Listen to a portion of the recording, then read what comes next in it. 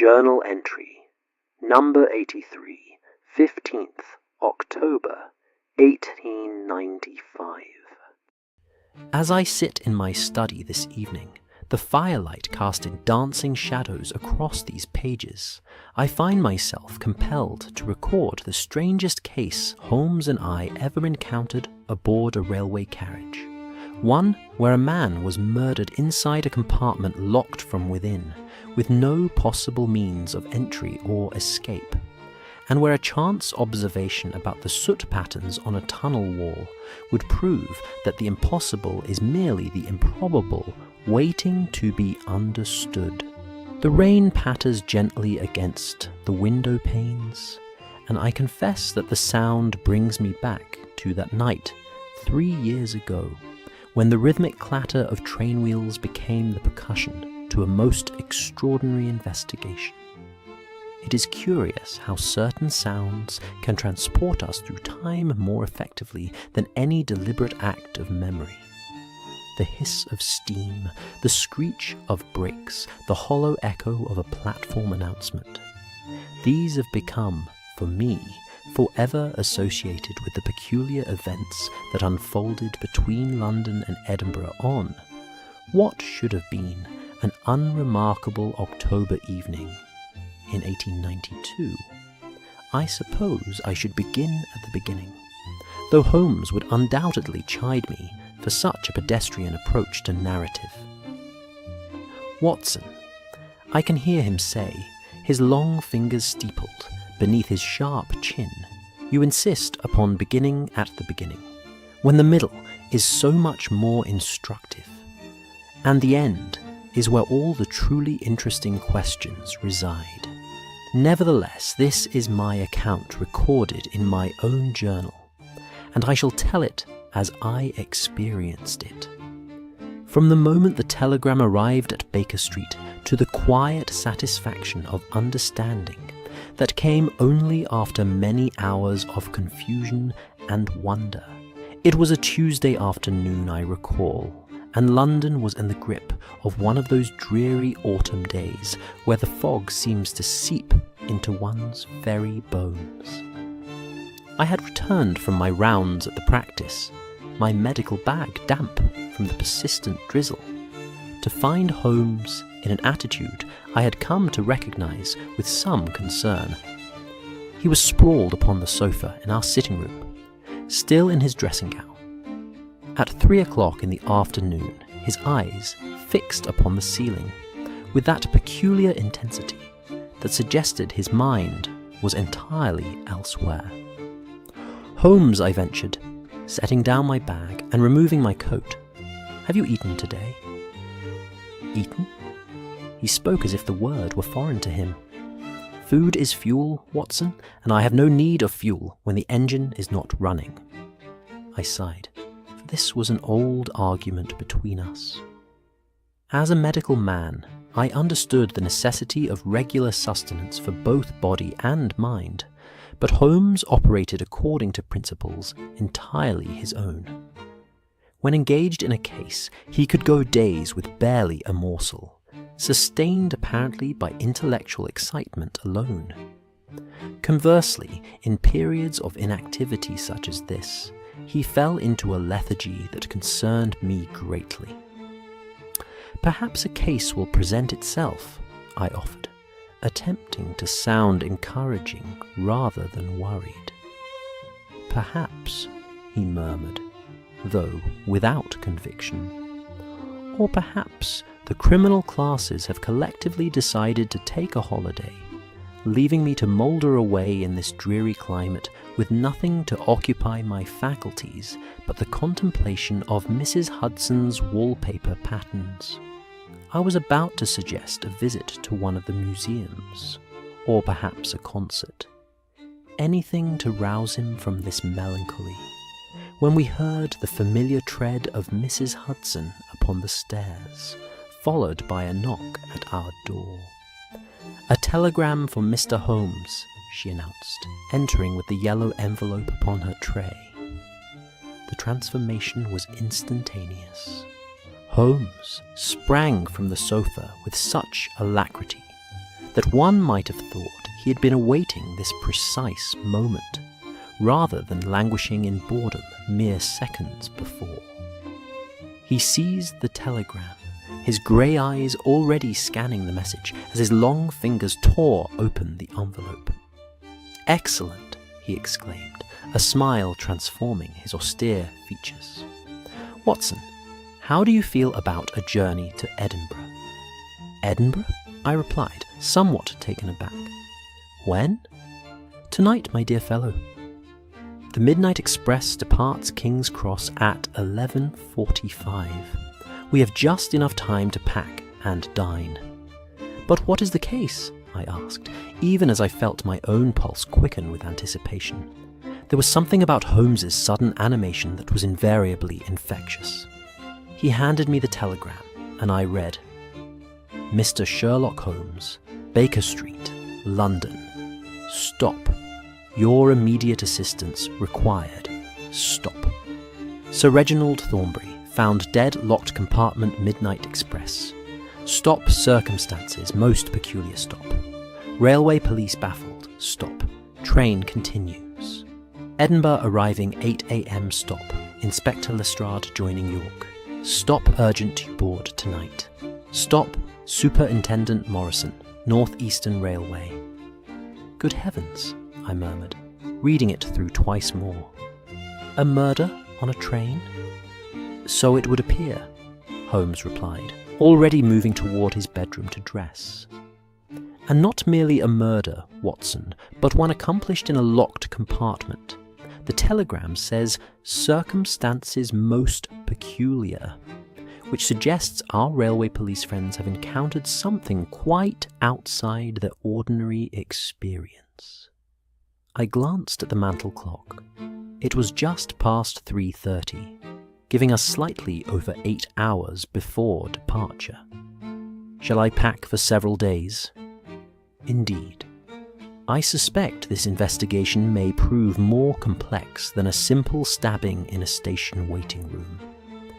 A locked compartment, Watson, the classic problem of the sealed room, but with the added complications of a moving train, multiple potential suspects confined in close quarters, and physical evidence scattered across hundreds of miles of railway track. As I made my way to my own room to prepare my travelling bag, I felt that familiar mixture of excitement and trepidation that always accompanied our investigations. My medical practice would have to manage without me for a few days. Dr. Anstruther, my neighbour, could handle any urgent cases, but I would not have missed this opportunity for anything. The game, as Holmes would say, was afoot. By 6 o'clock, we had dined at Simpson's, Holmes eating with surprising appetite, now that his mind was engaged, and by 8 we had returned to Baker Street to collect our luggage and make final preparations. Holmes spent a good hour in contemplative silence, smoking his pipe, while he consulted various railway timetables and maps that he kept in his extensive files. "The Midnight Express," he mused, more to himself than to me, "is one of the premier services on the North Eastern Line. First-class accommodation throughout, sleeping compartments, dining car. It caters to businessmen, aristocracy, those who can afford comfort and privacy. Sir Reginald Thornbury, the name is familiar to me, Watson. If memory serves, he is, or was, a successful industrialist with interests in steel manufacturing and railway construction. Ironic, is it not, that a man who helped build the railways should meet his end aboard one, 'You believe it was murder?' Then I asked. The telegram doesn't explicitly say, 'Come now, Watson, circumstances most peculiar,' is hardly the language one would use for a natural death or an obvious suicide. No, someone has committed murder aboard the Midnight Express, and done so in such a manner that the railway police, who are not, I grant you, the sharpest minds in law enforcement, but who are certainly competent enough to recognize straightforward violence, are sufficiently baffled to summon me, and Lestrade is joining us at York. So the telegram states. That suggests the official police have taken an interest, which means either the victim is sufficiently prominent to warrant Scotland Yard's attention, or the circumstances are indeed so unusual that local authorities have requested assistance. Possibly both. He paused, tamping down the tobacco in his pipe with his thumb.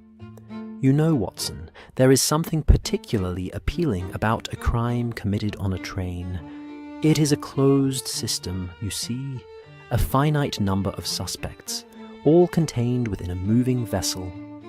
Once the train departs London, no one can enter or leave until it stops. The murderer must be aboard, must be one of the passengers or crew. It becomes a problem of pure deduction, uncontaminated by the messy variables of the larger world. I had heard Holmes express similar sentiments about other constrained environments. Country houses during snowstorms, ships at sea, isolated islands. There was something in his analytical mind that relished these self-contained puzzles, where the solution must lie within clearly defined boundaries. Of course, he continued, a slight smile playing at his lips.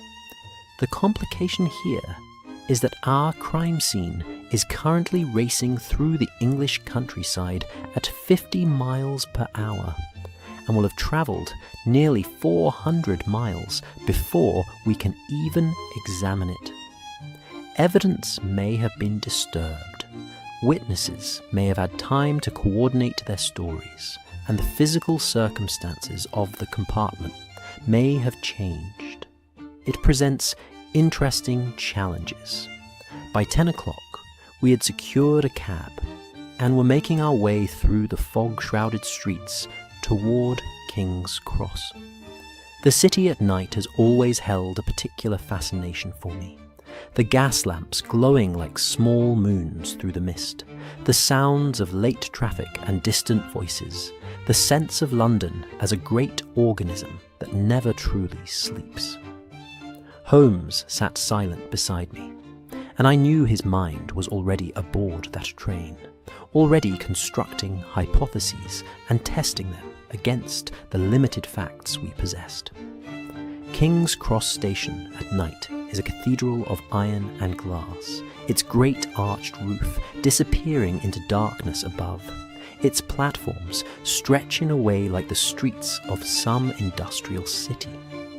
Steam from the engines mingles with the perpetual London fog, creating an atmosphere that is at once romantic and slightly ominous. The Midnight Express stood waiting at Platform 7, its dark blue carriages, gleaming under the gaslights, the locomotive already building steam for the long journey north first class. Gentlemen inquired the porter who took our bags. Indeed, Holmes replied, handing over our tickets, and we shall need to speak with the train manager immediately upon boarding. Very good, sir. That would be Mr. Stevenson. I'll let him know you're aboard. We made our way along the platform, past other passengers saying their farewells, or consulting pocket watches with the anxious attention that railway travel seems to inspire in people. I have often thought that there is something about the departure of a train. That final whistle, that first lurching movement, that triggers in us a primal fear of being left behind, of missing our connection to the future that awaits us at the other end of the journey.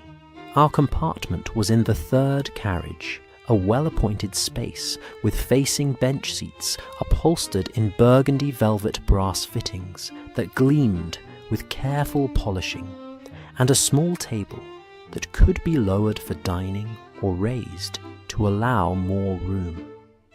The window curtains were of heavy fabric, tied back now to reveal the platform outside, though I knew they would be drawn once we were underway to maintain privacy and keep out the chill of the October night. Comfortable enough, Holmes observed, though I could see his mind was not on our accommodations. He was already at the window, watching the other passengers boarding, his keen eyes missing nothing.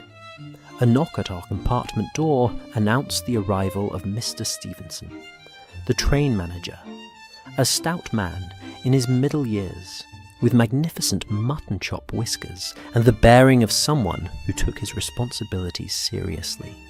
"Mr. Holmes, I received word you would be boarding. This is a terrible business, terrible. Never in my 20 years with the railway have we had such an incident." "I understand the body has been left undisturbed?" Holmes inquired. "As much as possible, sir, though of course we had to confirm death and attempt to determine cause." Dr. Pemberton, the railway medical officer, examined him briefly this morning. The compartment has been locked since, with a constable stationed outside. We arrive at York at 4:30, where I believe Inspector Lestrade will board. Excellent. We shall examine the scene as soon as we are underway, and the other passengers are settled. In the meantime, I shall need a complete list of all passengers in first class, the names of all crew members on duty last night, and any observations made by your staff. "I have prepared a file, sir," Stevenson replied, producing a leather document folder. "Everything we've been able to gather. The superintendent was most insistent that we provide complete cooperation." As he handed over the file, the whistle sounded, that haunting note that signals both ending and beginning. The platform guard called out his final warnings. Doors slammed along the length of the train, and with a shudder and a great exhalation of steam, the Midnight Express began to move. I settled into my seat, watching through the window as King's Cross fell away behind us, the lights of London gradually giving way to the darkness of the countryside beyond.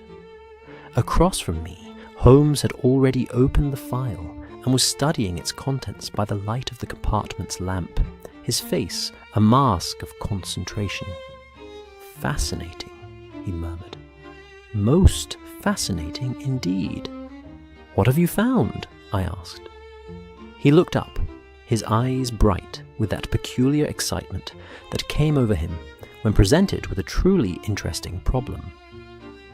"Watson, I believe we are about to encounter something quite extraordinary.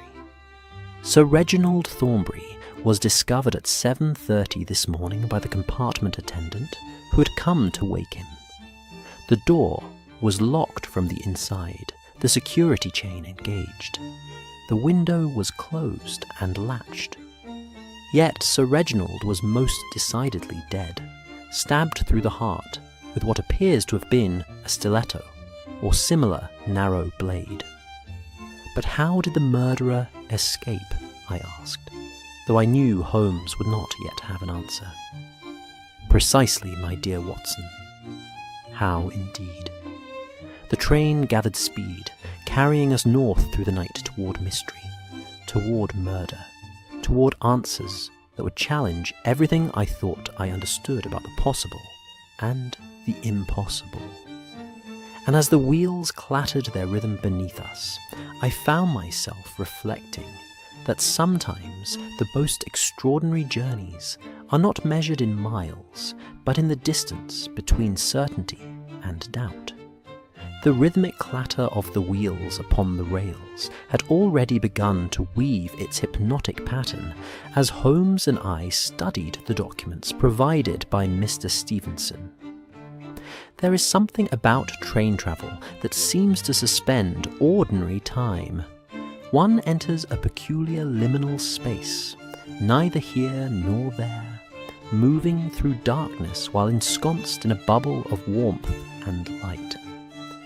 I've always found it conducive to thought, and I could see that Holmes, despite his outward focus on the papers before him, was allowing that deeper part of his mind to work upon the problem. "Watson," he said at length, looking up from the passenger manifest, "what do you know of Sir Reginald Thornbury?" I searched my memory, calling up what little I could recall from the newspapers. Steel magnate, I believe, made his fortune in the railway boom of the 70s. Conservative in politics, though not particularly active. Married, I think, with grown children. Beyond that, I'm afraid my knowledge is limited. "A fair summary," Holmes acknowledged. "I can add that he was 63 years of age, a widower these past 5 years, and recently embroiled in a rather acrimonious business dispute with a competitor. He served on the boards of 3 railway companies, and was known for his ruthless business practices. The Times characterized him last month as a titan of industry whose methods, while legal, often skirted the boundaries of gentlemanly conduct." You read this recently? 3 weeks ago, over breakfast. I make it a practice to retain such information, as one never knows when a prominent figure might become relevant to our work. In this case, the investment proved worthwhile. He passed me a sheet from the file, a neatly typed list of first-class passengers who had boarded the Midnight Express the previous evening. There were perhaps 20 names, and Holmes had already made annotations beside several of them in his neat, precise hand. Note, if you will, the presence of Mr. Gerald Blackwood, travelling to Edinburgh on business. Mr. Blackwood is, or rather was, Sir Reginald's primary competitor in the Scottish steel market. They were engaged in a bitter dispute over a contract to supply rails for the new Highland Line. The contract was awarded to Sir Reginald just last month, representing a loss to Blackwood's firm of approximately £50,000. I raised my eyebrows. That's certainly motive enough, indeed. Though we must be careful not to seize upon the obvious suspect, simply because he presents himself so conveniently. Murder requires not only motive, but means and opportunity. We shall need to determine whether Mr. Blackwood could possibly have entered a locked compartment, committed murder, and escaped without being observed. The train swayed gently as we rounded a curve, and I found myself gazing out at the darkness beyond our window. Occasionally, a light from a distant farmhouse would flash past, a brief reminder that the world continued beyond our moving cocoon. I thought of Sir Reginald Thornbury making this same journey just 24 hours earlier, unaware that he would never see the Scottish capital he was travelling to reach. "What else does the file tell us?" I asked. Holmes consulted his notes. Sir Reginald boarded at King's Cross at approximately 11:30, 15 minutes before departure, which was his usual practice according to Mr. Stevenson. He was travelling alone, having engaged a private sleeping compartment. Such compartments are located in the second carriage, just ahead of us. Each is self-contained, with a bed that folds down from the wall, a small washstand, and a door that locks from the inside with both a key and a security chain. Secure, then theoretically. We shall need to examine the actual mechanism, of course. The compartment attendant, a Mr. William Jennings, who has been with the railway for 12 years, and is described by Mr. Stevenson as utterly reliable, reports that he last saw Sir Reginald alive at approximately 11 o'clock last night, when he brought him a whisky and soda at the gentleman's request. And Sir Reginald was well at that time. According to Jennings, he appeared in normal health and spirits, perhaps slightly fatigued from his day's business in London.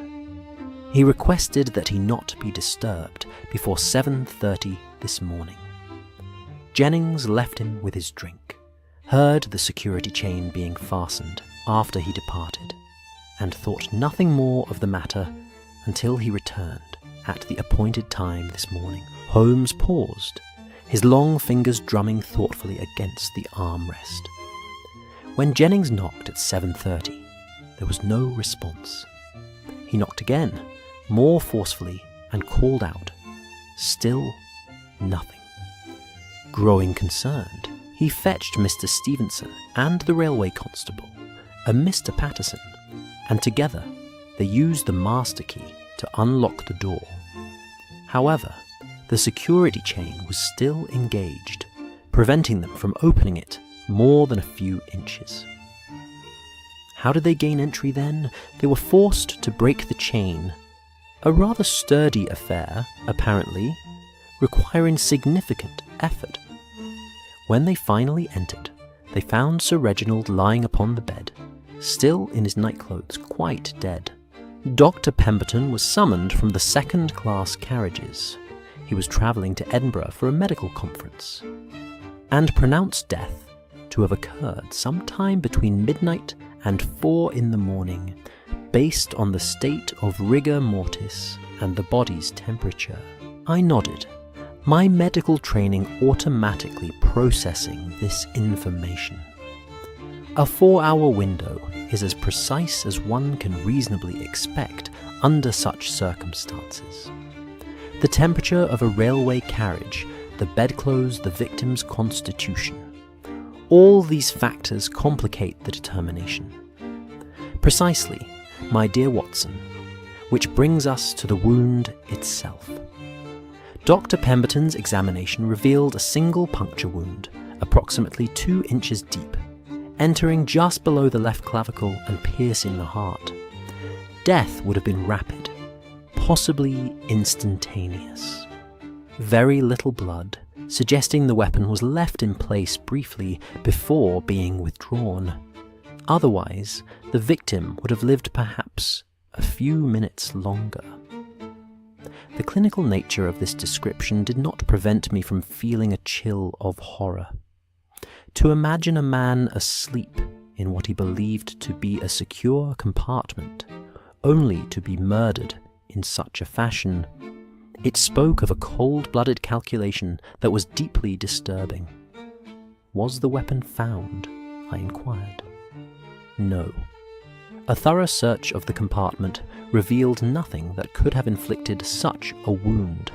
No knife, no stiletto, nothing with a blade of appropriate length and narrowness. The weapon was almost certainly taken away by the murderer. But how, Holmes? If the compartment was locked from within, with the chain fastened, how could anyone have entered and exited? He smiled thinly. That, Watson, is precisely the question that has baffled our railway police friends and earned us this midnight journey. The door was locked and chained. The window was closed and latched from inside. There is no connecting door to adjacent compartments, no access panel to the roof or undercarriage. To all appearances, Sir Reginald Thornbury was murdered in a hermetically sealed box, a physical impossibility that must somehow have a rational explanation. At that moment, Mr. Stevenson appeared at our compartment door, his round face flushed with exertion and concern. Mr. Holmes, if you're ready, I can take you to Sir Reginald's compartment now. Most of the passengers have retired for the night, so we should have relative privacy. Holmes rose immediately, gathering his magnifying glass and tape measure from his travelling bag, tools he never ventured forth without. Excellent! Watson, bring your medical bag if you would. Your expertise may prove invaluable. We followed Mr. Stevenson through the connecting passage into the second carriage. The corridor was narrow, with compartment doors on one side and windows overlooking the passing darkness on the other. Small gas lamps at intervals provided dim illumination, creating pools of amber light, punctuated by shadow. The train swayed and rattled, and I found myself placing a hand against the wall to steady myself as we made our way forward. Sir Reginald's compartment is number 7. Stevenson explained, his voice lowered, despite the late hour. I've kept Mr. Patterson stationed outside to ensure no one disturbs the scene. The other passengers have been most understanding, though naturally there has been considerable speculation and unease. I should think so, I murmured. The knowledge that a murderer walks among them cannot be comforting. We found Constable Patterson, a burly man in railway uniform, seated on a small fold-down seat outside compartment 7. He rose as we approached, relief evident on his weathered features. "Mr. Holmes, sir, I'm that glad you've come. I've been with the railway police 15 years, and I've never seen anything like this. It's not natural, sir, not natural at all." "All crime is unnatural in the philosophical sense," Holmes observed. "But I take your meaning. No one has entered since the body was removed." "No one, sir." Dr. Pemberton examined Sir Reginald. Then the body was moved to the guard's van, as is proper. But the compartment itself has been left exactly as we found it. Stevenson produced a large brass key and, with a glance at Holmes, unlocked the door. It swung open smoothly, revealing a space that was at once ordinary and profoundly unsettling. The scene of a death, frozen in time. The compartment was perhaps 6 feet wide and 8 feet long, with a single bed folded down from the wall on the left side. The bed was in disarray, its coverings disturbed, but not wildly so, suggesting someone who'd been sleeping relatively peacefully before death came for him. A small table was affixed to the wall beneath the window, holding a lamp, a book, and an empty glass that still bore the faint amber residue of whiskey. The washstand in the corner was tidy, with a basin, a ewer of water, and various toiletry items, arranged with the precision of a man accustomed to order. Holmes entered with the delicate care of a cat, his eyes sweeping the space in that peculiar comprehensive glance that missed nothing. I followed, noting immediately the small dark stain upon the pillow. Blood, certainly, though less than I would have expected from a wound to the chest. "The window, Watson," Holmes directed, and I moved to examine it while he began his inspection of the door mechanism. The window was indeed latched securely from the inside, a brass fitting that would be impossible to manipulate from outside, even if one could somehow reach it. The glass was clean, showing no signs of tampering or forced entry. I pressed my hand against it, feeling the cold air beyond, hearing the rush of wind as we hurtled through the night. "Secure," I reported. "No possibility of entry from this direction." "As I suspected," Holmes murmured. He was crouched by the door, examining the broken security chain with his magnifying glass. The chain itself was a sturdy affair, each link perhaps half an inch thick, designed to prevent forced entry while allowing the door to open slightly for communication. The link that had been broken showed bright metal where it had been severed. Fresh, recent damage. "Mr. Stevenson, you mentioned that breaking this chain required considerable effort." "Yes, Mr. Holmes.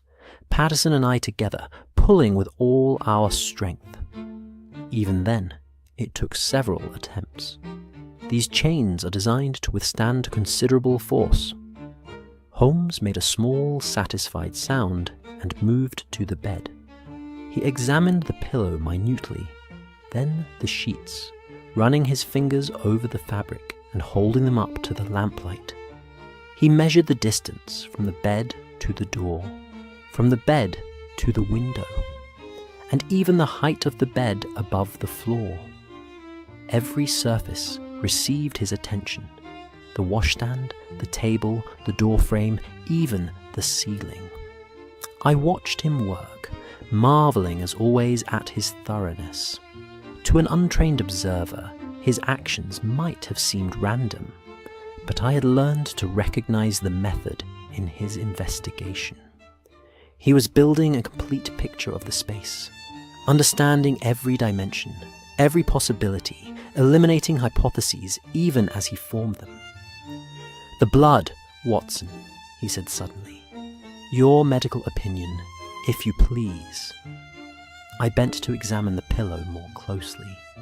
The stain was approximately 2 inches in diameter, dark and dried now, concentrated in one area with very little spread or spatter.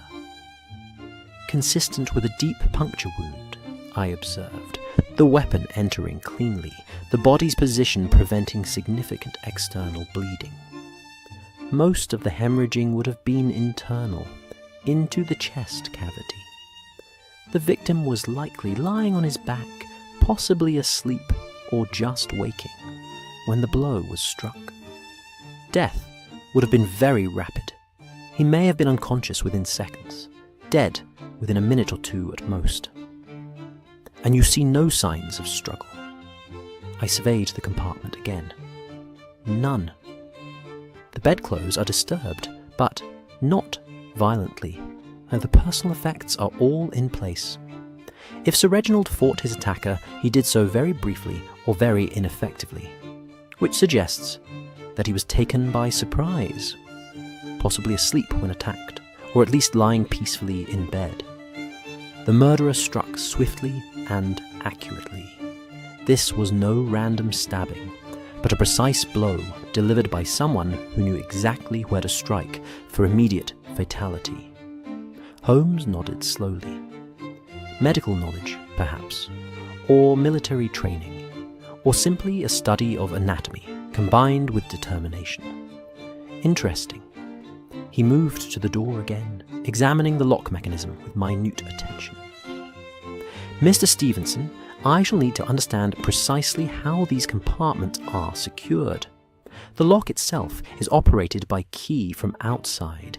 Yes, sir. Each compartment has a unique key held by the compartment attendant. The passenger receives no key. They secure themselves from within using the bolt and chain. And this bolt, Holmes indicated a simple sliding mechanism above the handle, can only be operated from inside. It's a standard railway safety feature, ensuring that passengers can secure themselves completely against intrusion." Holmes straightened, his expressions thoughtful. "So we have a door locked from outside by key, a key held by the attendant, and secured from inside by both bolt and chain. A window latched from within. No connecting passages, no hidden panels. Constable Patterson, you examined the undercarriage and roof access, I presume?" "Yes, sir," Patterson replied from the doorway. "These sleeping compartments are solid, sir. No hatches, no removable panels. They're built for privacy and security like. The only way in or out is through this door." And yet, Holmes murmured, almost to himself, "Someone entered, committed murder, and departed, leaving behind a locked and chained door. The classic impossible crime, Watson. A man killed in a sealed room with no apparent means of entry or egress." He fell silent, his grey eyes distant, and I knew he was already constructing theories, testing them against the physical evidence, discarding those that failed to account for every detail. It was in moments like these that I most clearly saw the difference between his mind and ordinary minds, the ability to hold multiple, contradictory possibilities simultaneously while systematically working toward the single explanation that reconciled all facts. I should like to interview the attendant. Mr. Jennings Holmes said finally, and I shall need to examine the master key. Also, a complete accounting of the train's stops between departure and the discovery of the body. Every station, every pause, however brief. Of course, Mr. Holmes, Stevenson replied. Jennings is in the crew compartment. Shall I fetch him if you would? And Watson? Holmes turned to me, and I saw a glint of that fierce joy that always came when he encountered a truly challenging problem. Make note of the precise position of everything in this compartment. I want a complete record of what we found here. Your medical training gives you an eye for detail that will prove invaluable. As Stevenson departed to summon Jennings, I took out my notebook and began sketching the compartment's layout, marking the position of the bed, the blood stain, the personal effects. Holmes, meanwhile, had taken to examining the corridor outside, measuring distances, testing the strength of the windows, even pressing his ear against the wall, between compartments, as if he could hear through time itself to the moment when murder was committed. The train rushed on through the darkness, carrying us north toward answers that seemed, at that moment, impossibly distant. And yet I had learned, in my years with Sherlock Holmes, that the impossible merely required a different kind of seeing, a willingness to look beyond the obvious, to question assumptions, to follow evidence wherever it led, no matter how strange the destination. Sir Reginald Thornbury lay dead in the guard's van, a victim of violence that defied explanation. But I had faith in Holmes's methods, in the power of reason, and in the certainty that truth, however well concealed, must eventually yield to patient and systematic investigation.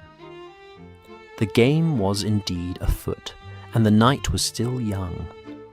William Jennings arrived within minutes, a slender man of perhaps 40 years, with the cautious demeanour of one who has spent his professional life attending to the needs of demanding passengers. He carried himself with that particular dignity common to railway servants, a recognition of their essential role in the smooth functioning of a complex machine, yet always aware of the social boundaries that separated them from those they served. His uniform was immaculate despite the late hour, and his eyes, though tired, were alert with the anxiety of a man who finds himself unexpectedly at the centre of extraordinary events. Mr. Jennings, Holmes began, his tone neither accusatory nor overly sympathetic, but rather that of one professional addressing another. I understand this has been a most distressing experience. I shall endeavour to make my questions as brief as possible, though I must ask for absolute precision in your answers. The smallest detail, however insignificant it may seem to you, could prove crucial. I understand, sir, Jennings replied, his voice steady. I'll tell you everything I can remember. Excellent. Now you last saw Sir Reginald alive at what time? 11 o'clock precisely, sir. I make a final round of the sleeping compartments at that hour, offering any last assistance the passengers might require. A drink, extra blankets, that sort of thing. Sir Reginald requested a whisky and soda, which I brought to him within 5 minutes. And his manner at that time, Jennings paused, clearly trying to recall the exact impression. He seemed quite normal, sir. Perhaps a touch weary, but that's common enough at the end of a day's business. He was preparing for bed, had already removed his collar and cufflinks. He thanked me for the drink and said we'll wish to sleep until 7:30. Those were his exact words. 7:30, Jennings, and not a moment before. I intend to sleep soundly tonight. I saw Holmes's eyes narrow slightly at this. He specified the time quite precisely. Then, yes, sir.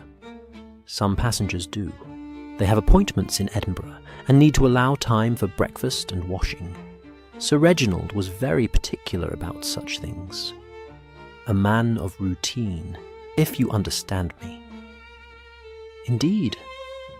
And when you left his compartment, you heard him secure the door. Yes, sir. I heard the bolt slide into place, and then the distinctive sound of the security chain being fastened. I've been doing this work for 12 years, Mr. Holmes. I know the sounds of my train like a mother knows her child's cries. The compartment was properly secured. Holmes nodded slowly. And between 11 o'clock and 7:30 this morning, you had no reason to approach Sir Reginald's compartment? None whatsoever, sir. My duties after the final round are to remain available in the crew compartment should any passenger ring for assistance. No one did. I confess I dozed in my chair for a time. It's a long night, and one learns to sleep when one can. But I would have heard the bell if anyone had rung. Quite so. Now, this morning, when you knocked at 7:30 and received no answer, what precisely did you do? Jennings's face grew sombre. I knocked twice, sir, calling out 7:30, Sir Reginald, as is my practice.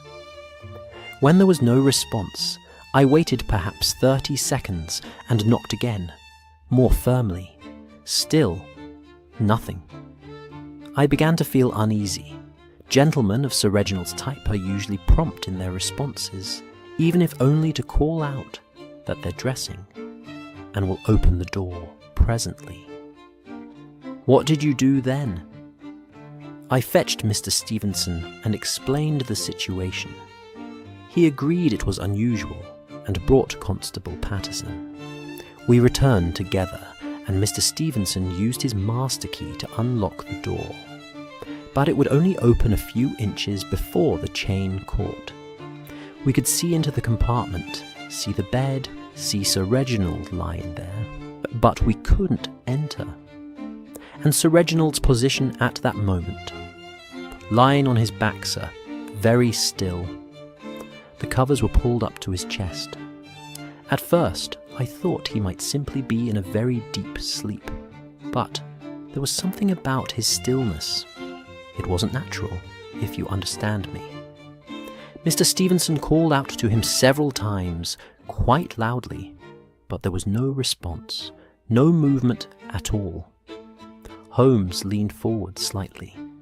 And the blood? Could you see it at that point? No, sir. Not until we'd broken the chain and entered properly. The pillow was turned toward us, you see, and the stain was on the far side. It was Mr. Stevenson who noticed it first when he approached the bed. I see. And this chain, you say it required considerable force to break? Yes, sir. Patterson and I together, pulling with all our strength. Those chains are made to withstand a good deal for the safety of the passengers. We had to brace ourselves against the doorframe and heave. It took 3 attempts before the link finally gave way. I watched Holmes absorb this information, his long fingers steepled beneath his chin. The problem of the locked compartment seemed to grow more intractable with each additional detail. A door secured by lock, bolt, and chain, the chain requiring 2 strong men to break. A window latched from within, and yet a man murdered, the weapon removed, the killer vanished as if he had never been. Mr. Jennings, Holmes said after a moment, "I should like you to think very carefully about the following question. During the night, did you hear any unusual sounds from the direction of Sir Reginald's compartment? Any voices? Any movement? Any sounds at all that struck you as out of the ordinary?" Jennings frowned in concentration. "I've been trying to remember, sir, ever since this morning. The truth is, a train at night is full of sounds. The wheels on the rails, the sway and creak of the carriages, the occasional whistle, the noise when we pass through a tunnel. But I can't recall anything specific from compartment 7. No voices, no sounds of struggle or distress. And the other passengers in the sleeping compartments. Did any of them report hearing anything unusual? Mr. Stevenson asked them all this morning, sir. None reported anything out of the ordinary. Holmes rose and began pacing the narrow corridor, his hands clasped behind his back. I recognized this as a sign of deep thought and knew better than to interrupt. Jennings and I stood in silence, watching him move back and forth like a caged predator, his profile sharp against the dim gaslight. Finally, he stopped and turned to the attendant. "The whiskey you brought Sir Reginald, was it from a bottle kept for general service, or from his personal effects?" "From the service trolley, sir. We keep spirits available for passengers who request them. Sir Reginald often took a whiskey before bed. It was his habit during the journeys he made with us, and you prepared the drink yourself?" "Yes, sir. Poured it directly from the bottle into a glass, added soda water from the siphon, delivered it immediately to his compartment." "The glass. Did you notice anything unusual about it when you entered the compartment this morning?" Jennings thought for a moment. "It was empty, sir, or nearly so. Just the residue at the bottom. It was sitting on the table by the lamp, exactly where I'd expect it to be if Sir Reginald had drunk it before retiring." Holmes nodded. "Very well. One final question, Mr. Jennings, and then I shall trouble you no further tonight. In your 12 years of service, have you ever known anyone to tamper with the security mechanisms of these compartments? Any complaints about locks not functioning properly? Chains being difficult to fasten? That sort of thing?" "Never, sir. These carriages are maintained to the highest standards. The North Eastern Railway takes great pride in the safety and security of its first-class accommodations." "I'm sure they do. Thank you, Mr. Jennings. You have been most helpful. If anything else occurs to you, any detail, however small, please inform Mr. Stevenson immediately." After the attendant had departed, Holmes turned to me with an expression that was equal parts frustration and fascination. "Well, Watson, your thoughts. I had been considering the problem from every angle I could imagine, and found myself no closer to a solution. I confess I am baffled. Holmes, every avenue seems closed. If we accept that the door was truly locked and chained from within, and the window similarly secured, then we are left with an impossibility. And yet, the evidence of our own eyes tells us that murder was committed precisely, which means we must question our assumptions.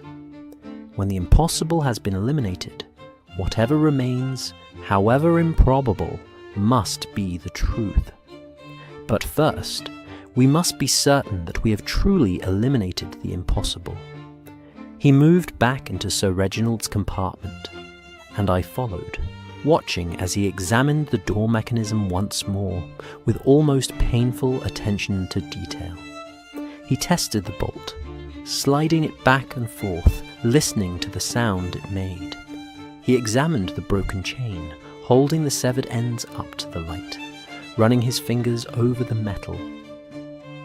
"Watson, come here a moment." I joined him by the door, and he indicated the chain. "What do you observe?" I examined it carefully. The link is broken cleanly. The metal appears to have given way under stress, as one would expect from the force described by Jennings and Patterson. Yes, but look more closely. Look at the coloration of the metal where it broke. I peered at it more intently, and gradually understood what had caught his attention. Where the link had parted, the metal showed bright and fresh, as I had noted earlier. But there were also faint scratches or marks around the breakpoint, barely visible even under close examination. "These marks," I said slowly, "they appear to have been made before the break occurred." "Excellent, Watson. Your powers of observation are improving markedly. Yes, these marks predate the break." Which suggests what? I thought carefully. That the chain may have been weakened deliberately? That someone filed or scored it, making it easier to break when force was applied? A possibility worth considering, and yet, if the chain was weakened from outside, we must ask when and how this was accomplished. The compartment was occupied by Sir Reginald from 11:30 last night, until his body was discovered this morning. Unless the chain was tampered with before he boarded, which seems unlikely, given that he himself secured it after Jennings left, then any such tampering would have had to occur while Sir Reginald was inside. Could someone have reached through the gap when the door was opened slightly? Holmes shook his head.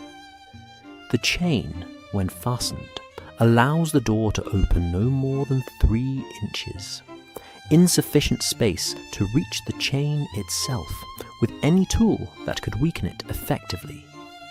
No, Watson, if the chain was tampered with, it must have been done either before Sir Reginald entered the compartment, or, he paused, his eyes distant, or from inside the compartment itself. You mean Sir Reginald weakened his own security chain? But why would he do such a thing? Why, indeed? Unless he intended to make it appear that forced entry had occurred, when in fact he planned to admit someone of his own accord. But that theory collapses when we consider that Sir Reginald is the victim, not the perpetrator. Holmes moved to the window again, examining it with the same meticulous attention he had given the door. He measured its dimensions, tested the latch mechanism, even opened it briefly to examine the exterior frame, before the rush of cold air prompted him to close it again. 6 inches, he murmured. The window opens approximately 6 inches at its widest point, before the safety mechanism prevents further opening. Sufficient for ventilation, insufficient for human entry or exit. And the latch, when engaged, is utterly secure. He turned his attention to the ceiling, studying it with his magnifying glass. I could see nothing of particular interest. It was simply the standard ceiling of a railway carriage, solid wooden panelling with no apparent seams or access points. Yet Holmes examined every inch of it, even going so far as to press against various points to test for any give or flexibility. "Nothing?" he said at last, and I could hear the frustration in his voice. The compartment is exactly what it appears to be, a sealed box with 1 door and 1 window, both secured from within at the time of the murder. "Then how, Holmes?" I asked, giving voice to the question that haunted us both. "How was it done?" He sat heavily on the bed, careless for once of disturbing potential evidence, and his expression was one of intense concentration. "There are several possibilities, Watson, each with its own difficulties. First, that Sir Reginald admitted his murderer willingly. The killer then escaped, and somehow managed to relock and chain the door from outside, a physical impossibility given the mechanisms involved. Second, that Sir Reginald was murdered before Jennings made his final rounds, and that Jennings's line about hearing the door secured. But this seems unlikely, given that the man has no apparent motive and comes highly recommended. What other possibilities remain? That is precisely the question I am attempting to answer. The third possibility, that the murder was accomplished by some means that did not require physical entry to the compartment, seems equally fantastic. Yet, it is the only avenue that might reconcile the physical evidence. A poisoned drink, perhaps, with a delayed effect. But no, the wound is real enough, and required a weapon that was subsequently removed. He fell silent, and I could see his mind working through the problem with a systematic precision that characterized all his investigations. I have often thought that watching Holmes think was like watching a master craftsman at work. There was something almost artistic in the way he assembled facts, tested hypotheses, discarded failures, and refined successes. "The tunnels," he said suddenly, looking up at me with renewed energy. "Mr. Stevenson mentioned that we would be passing through several tunnels between here and York. I should like to know their exact locations, their lengths, and the times at which the train passed through them last night. You think the tunnels are significant? I think, Watson, that we must examine every variable in this problem. A train is not a static environment like a country house. It is in constant motion, passing through changing terrain, entering and exiting tunnels, stopping at stations. Each of these changes represents a potential variable that might be exploited by a clever murderer." He rose and moved to the door, calling for Mr. Stevenson. The train manager appeared promptly, his face showing the strain of a night without sleep and a day filled with unprecedented crisis. "Mr. Stevenson, I require detailed information about the route travelled last night, between London and the point where Sir Reginald's body was discovered. Specifically, I need to know every tunnel the train passed through, the duration of time spent in each tunnel, and our speed at those points." Stevenson looked puzzled, but nodded. "I can provide that information, Mr. Holmes. We have complete records of the journey. Times, speeds, everything. It's standard railway practice." "Excellent. And I shall need to examine the exterior of this carriage, particularly the roof and the areas immediately adjacent to the sleeping compartments."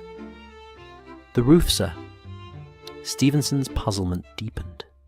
"Surely you don't think—" "I am not yet certain what I think," Holmes interrupted, though not unkindly.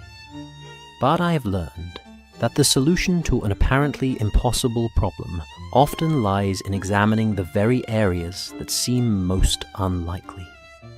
When can the train make an extended stop that would allow such an examination? We're due to stop at York at 4:30 for approximately 20 minutes. Refueling and a crew change. Inspector Lestrade will be boarding there as well. Would that suffice? It will have to. In the meantime, I should like to interview the other first-class passengers, particularly Mr. Gerald Blackwood, and I shall need to examine Sir Reginald's personal effects, his luggage, his papers, anything that might shed light on his state of mind, or his relationships with others aboard this train. As Stevenson departed to make arrangements, I turned to Holmes. "You think the roof is significant, I think, my dear Watson, that when every conventional entrance is proven impossible, one must consider unconventional entrances. The roof of a railway carriage is not designed for human transit, but that does not mean it is impossible to traverse. A desperate man, or a determined one, might attempt what seems impossible to more cautious souls. I looked up at the solid ceiling above us, trying to imagine someone moving across the roof of a train travelling at 50 miles per hour through the darkness. It seemed a fantastical notion, the stuff of penny dreadful novels rather than serious criminal investigation. And yet, I had learned never to dismiss Holmes's hypotheses, however improbable they might initially appear. But even if someone could reach the roof, I objected, how would they enter the compartment? There's no access from above. Not in the normal course of things, no. But perhaps he paused, his eyes fixed on something I could not see, some pattern or possibility visible only to his unique mind. We shall see, Watson. We shall see. The train rushed on through the night, and I found myself looking at the ceiling with new attention, wondering if somewhere above us, in the cold darkness, lay the answer to our impossible mystery. The next 2 hours passed in a flurry of interviews and examinations that tested even Holmes's considerable patience. Mr. Gerald Blackwood proved to be a corpulent man in his middle 50s, with the florid complexion of one who enjoyed his port rather too freely. His initial bluster, outrageous that I should be questioned like a common criminal, gave way to nervous defensiveness when Holmes quietly mentioned the disputed railway contract and the £50,000 that had gone to Sir Reginald rather than to Blackwood's firm. Yes, I was angry about the contract, Blackwood admitted, mopping his brow with a handkerchief despite the coolness of the carriage. Sir Reginald had connections, political influence. He didn't win that contract on merit, Mr. Holmes, but through backroom dealings, and God knows what promises made to the right people. But angry enough to murder? Good Lord, no. I'm a businessman, not a savage. Where were you between 11 o'clock last night and 7:30 this morning? Holmes inquired, his tone conversational, but his eyes watchful. In my compartment, asleep. I took a sleeping draught. I always do when travelling by train. The motion disturbs me otherwise.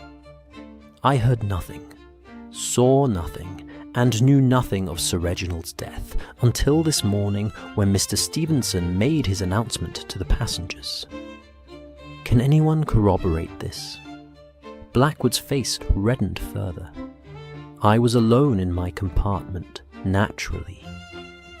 That's rather the point of a private sleeping compartment, is it not?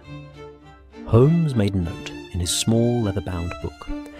And your relations with Sir Reginald, were they entirely confined to business rivalry? Entirely. I barely knew the man socially. We moved in different circles, Mr. Holmes. He was old money and industry connections. I'm merely a successful tradesman who built his business through hard work rather than inheritance. There was bitterness in his tone, the resentment of the self-made man toward those who had been born to advantage.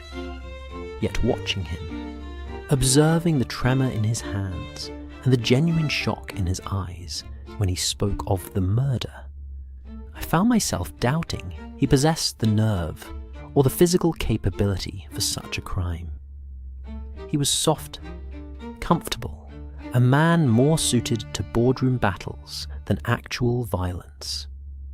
Holmes apparently reached a similar conclusion, for after a few more routine questions, he dismissed Blackwood and moved on to interview the other first-class passengers.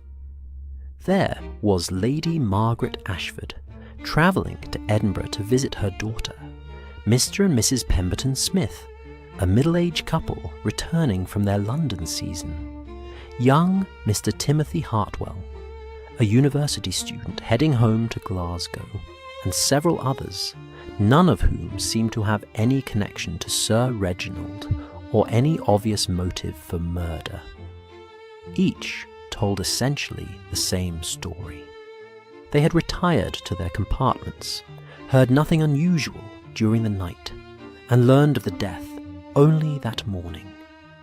Each had secured their compartment in the same manner as Sir Reginald, door locked, chain fastened. Each had been awakened by Jennings or other railway staff at their requested time.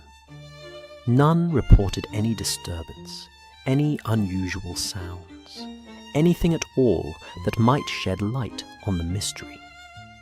It was approaching 2 o'clock in the morning when Holmes finally called a halt to the interviews. We returned to our own compartment, where Holmes immediately pulled out the documents Stevenson had provided and began studying them with renewed intensity. I could see the railway timetable spread before him, covered now with his annotations and calculations. "Look here, Watson," he said, pointing to a series of marks he had made. "Between London and York, the Midnight Express passes through 7 significant tunnels. The longest is the Welwyn Tunnel, nearly 1.5 miles in length. The train entered it at approximately 12:45 last morning and emerged at 12:51, 6 minutes of complete darkness." I leaned over to examine the timetable. "You think something happened in the tunnels?" "I think the tunnels represent moments when the external environment of the train changed dramatically. Inside a tunnel, visibility is nil. The noise is amplified. The rush of air becomes more turbulent. If one were attempting something dangerous on the exterior of the train, say, moving from one carriage to another via the roof, the tunnel would provide both cover and concealment. But Holmes, surely the danger would be even greater in a tunnel. The clearance between the train and the tunnel walls is approximately 18 inches on either side for a standard tunnel on this line," he interrupted. "I checked the specifications in the railway manual Stevenson provided. Tight, certainly, but not impossible for a man lying flat against the roof. And remember, Watson, whoever committed this murder was clearly desperate and resourceful. We must not assume that what seems dangerous to us would necessarily deter someone with sufficient motivation." He rose and moved to the window, staring out at the darkness that rushed past. "Consider the timeline. Jennings last saw Sir Reginald alive at 11 o'clock, heard him secure the door. By 7:30 the next morning, Sir Reginald was dead, the door still locked and chained from within. Dr. Pemberton estimated death occurred between midnight and 4 in the morning. The train passed through the Welwyn Tunnel at 12:45, directly within that window. You think the murderer used the tunnel as cover to attempt entry via the roof? I think it is a possibility that must be investigated. And there is another factor to consider." He turned back to me, his eyes bright with that fierce intelligence that made him seem almost inhuman at times. "The weapon, Watson. A thin blade, probably a stiletto or similar. It was not found in the compartment, which means the murderer took it away. But where if he exited via the door? Impossible, as we've established. Then the weapon should have been found on his person when he returned to his own compartment. Yet Mr. Stevenson's staff conducted a search this morning at my request. No such weapon was discovered. Perhaps it was thrown from the train. A possibility. But consider this. If the murderer entered and exited via the roof, he might well have disposed of the weapon by simply dropping it during his return journey. It would fall onto the tracks or into the countryside, lost forever in hundreds of miles of railway line. Far safer than trying to conceal it in his luggage or on his person. I felt a chill that had nothing to do with the temperature of the compartment. The picture Holmes was painting of a man crawling across the roof of a speeding train in the darkness, entering somehow through the ceiling of a locked compartment, committing murder, and escaping the same way, seemed like something from a nightmare or a sensational novel. And yet, I could see the logic of it. If every conventional explanation was impossible, then the unconventional, however improbable, must be considered. But Holmes, I objected, even granting that someone could traverse the roof. How did they enter the compartment? You examined the ceiling yourself. There's no hatch, no access panel, nothing. Yes, he murmured. That remains the central problem. How did they enter? He was silent for a long moment, his fingers drumming against the windowsill. Then, suddenly, he turned to me with an expression of intense concentration. Watson, describe to me again the exact position of Sir Reginald's body when it was discovered. I closed my eyes, calling up the image. He was lying on his back, the covers pulled up to his chest. His head was on the pillow, turned slightly to the left. The wound was below the left clavicle, suggesting the weapon entered at a downward angle. A downward angle, Holmes repeated. Yes, that's consistent with what I observed. Now tell me, if you were standing beside the bed, attempting to stab someone lying in it, what angle would your blade naturally take? I thought about it, mentally positioning myself beside the bed in that small compartment. A downward angle, certainly, but also slightly inward, toward the center of the body. The natural motion of the arm. Exactly, the natural motion of the arm. But suppose, Watson, that the attacker was not standing beside the bed. Suppose he was positioned above it. What angle would the blade take then? Directly downward, I said slowly, understanding beginning to dawn, or nearly so. If the attacker struck from above, then we must ask ourselves how such a position could be achieved. The ceiling is solid, as we confirmed. But what if he paused, his eyes suddenly widening? Watson, the lamp. When you examined the compartment earlier, where exactly was the lamp positioned? On the table by the window. Why? But even as I spoke, I saw where his thoughts were leading. Holmes, you can't mean the ventilation panels, he exclaimed, his voice sharp with excitement. Every railway carriage has ventilation panels to allow air circulation. They're typically located near the ceiling, covered with decorative grillwork. I noticed them in our own compartment, but gave them little thought. But what if one of those panels could be removed from above? What if someone on the roof could reach through? He didn't finish the sentence. Instead, he strode to the door and called for Mr. Stevenson with such urgency that I heard the train manager's hurried footsteps within moments. Mr. Stevenson, the ventilation panels in the sleeping compartments, how are they secured? The train manager looked bewildered. Secured, Mr. Holmes. They're simply fitted into place with a decorative grille.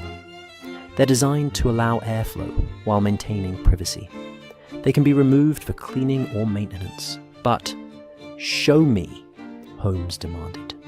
Take me to an empty sleeping compartment and show me exactly how these panels are constructed. We followed Stevenson to compartment 12, which had been unoccupied for this journey. Holmes immediately focused his attention on the ventilation panel near the ceiling. A rectangle perhaps 18 inches by 12 inches, covered with an ornate brass grillwork that matched the other fittings in the compartment. "May I?" Holmes asked, and without waiting for permission, he stood on the bed and examined the panel closely with his magnifying glass. His long fingers traced the edges, testing the fit. Then, with a sudden decisive movement, he pushed upward against the grill. It moved, not easily and not far, but it definitely shifted in its frame. Holmes pushed harder, and the entire panel assembly lifted slightly, revealing a dark space beyond. "Good God," Stevenson breathed. "I had no idea they could be moved so easily from below." "From below, perhaps not," Holmes said, still standing on the bed, his head now nearly touching the ceiling. "But from above, with the proper leverage? Watson, I need to examine the roof. Can we stop the train?" "Stop the train?" Stevenson looked horrified. "Mr. Holmes, we're on a strict schedule. We can't simply—" "Then we must wait until York," Holmes interrupted, climbing down from the bed.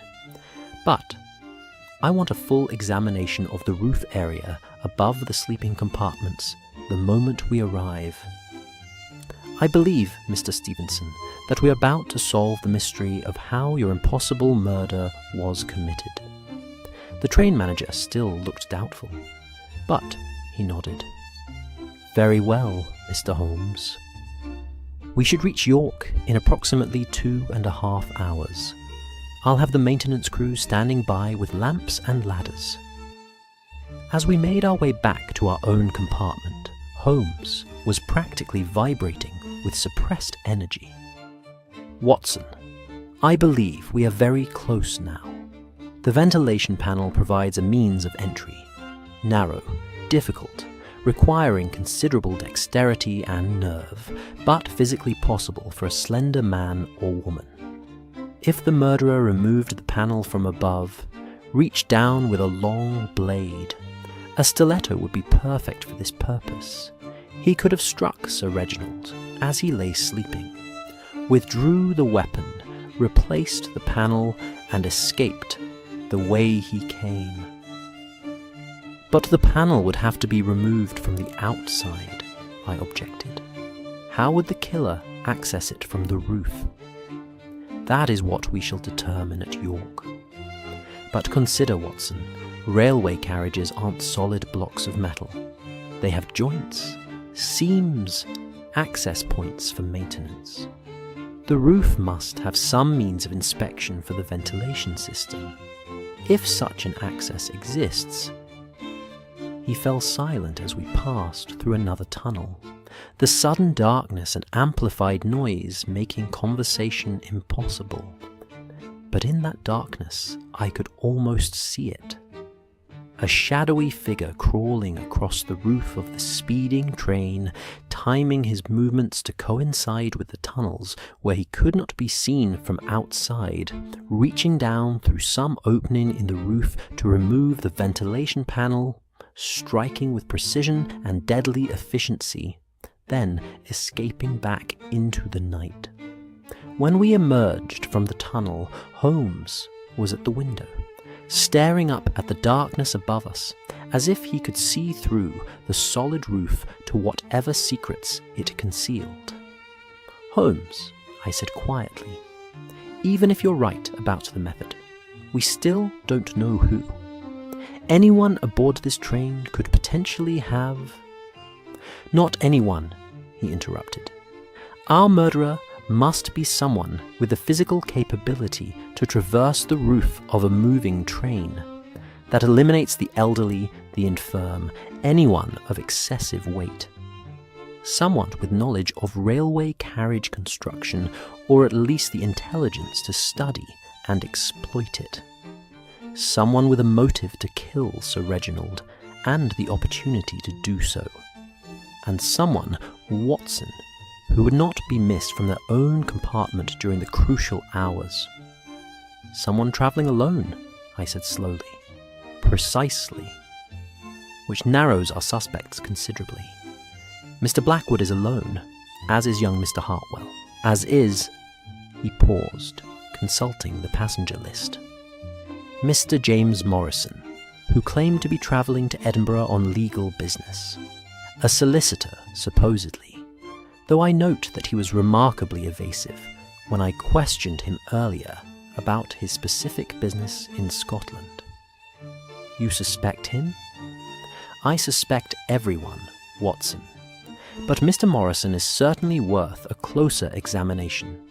He is the right age, perhaps 40 years old, appears physically fit, and his compartment is located 2 doors down from Sir Reginald's. Close enough to observe his victim's movements, far enough to avoid immediate suspicion."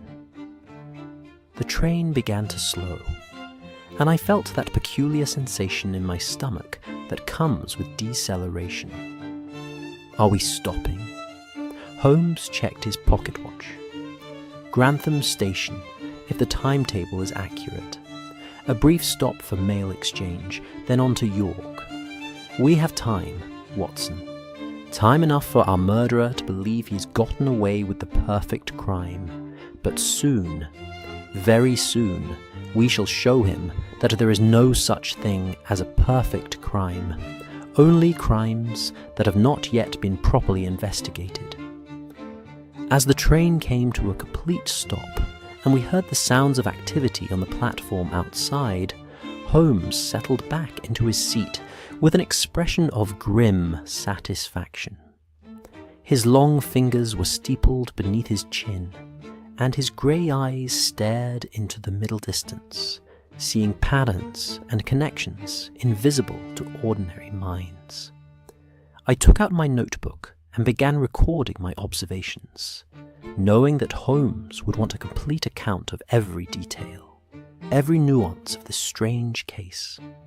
But even as I wrote, I found my eyes drawn upward to the ceiling of our compartment, imagining the dark figure that might have crept across it in the dead of night, bringing death to a sleeping man. The train lurched into motion once more, and we continued our journey northward through the darkness, carrying with us the solution to a mystery that had seemed impossible mere hours before. York awaited, and with it, I hoped, the final proof that would transform Holmes's brilliant theory into demonstrable fact. The game, indeed, was very much afoot. The grey light of dawn was just beginning to touch the eastern horizon when the Midnight Express pulled into York Station at precisely 4:30 in the morning. The great medieval city, with its magnificent minster silhouetted against the lightening sky, presented a picture of Gothic grandeur that would have stirred my literary sensibilities under other circumstances. But on this particular morning, my attention was entirely focused on the investigation at hand. Inspector Lestrade was waiting on the platform, his compact figure unmistakable even in the dim gaslight. He wore a heavy overcoat against the morning chill, and his sharp features bore the slightly harried expression of a man who had been roused from his bed at an unconscionable hour and transported by special train to meet us here. Yet there was also anticipation in his eyes. Lestrade might sometimes be baffled by Holmes's methods, but he had learned to trust in their results. "Mr. Holmes, Dr. Watson," he called out as we descended from the carriage. "A pretty problem you've got here, I understand. A locked room murder on a moving train. It's like something from a sensation novel. It is precisely because it seems impossible that it must have a rational explanation," Holmes replied, shaking Lestrade's hand briefly. "And I believe we are very close to discovering that explanation. But first, I must examine the roof of the carriage. Mr. Stevenson has arranged for ladders and lamps." "All ready, Mr. Holmes," the train manager confirmed, appearing appearing at Holmes's elbow. The maintenance crew is standing by, but I must emphasize that we have only 20 minutes before we must continue to Edinburgh. The schedule will be kept, I assure you, Holmes said. Come, Watson, Lestrade. Let us see what secrets the roof has to tell us. The maintenance crew had positioned 2 tall ladders against the side of the second carriage, and powerful railway lamps illuminated the scene. Holmes ascended the first ladder with the agility of a much younger man, and I followed somewhat more cautiously, mindful of my war-wounded leg and the awkwardness of climbing in the cold pre-dawn air. Lestrade came after me, muttering something uncomplimentary about midnight adventures under his breath. The roof of the railway carriage was not flat, as I had vaguely imagined, but gently curved, with a central walkway perhaps 2 feet wide, running the length of the carriage. On either side of this walkway, the roof sloped down toward the edges. The surface was covered in soot and grime from the locomotive smoke, and I could see immediately why someone traversing it would leave evidence of their passage. Holmes had already begun his examination, moving along the walkway with his magnifying glass in hand and one of the railway lamps held high. His keen eyes scanned every inch of the surface, and within moments he gave a soft exclamation of satisfaction. "Here, Watson. Look at this." I moved carefully to where he stood, acutely aware of the drop on either side and the hardness of the platform below. Holmes was pointing to a series of marks in the soot, smudges and disturbances that suggested something, or someone, had passed this way recently. "The soot pattern is telling," Holmes explained, his voice tight with controlled excitement. "See how it's been disturbed in a linear fashion, roughly corresponding to the width of a man's body. And here," he moved a few feet further along, "you can see where hands grip the edge of the walkway. The finger marks are quite distinct." Lestrade had joined us now, and even he could see what Holmes was indicating. "Someone crawled along here," he said slowly. "But when?" "This train makes the London to Edinburgh run daily. These marks could be from any time in the past week."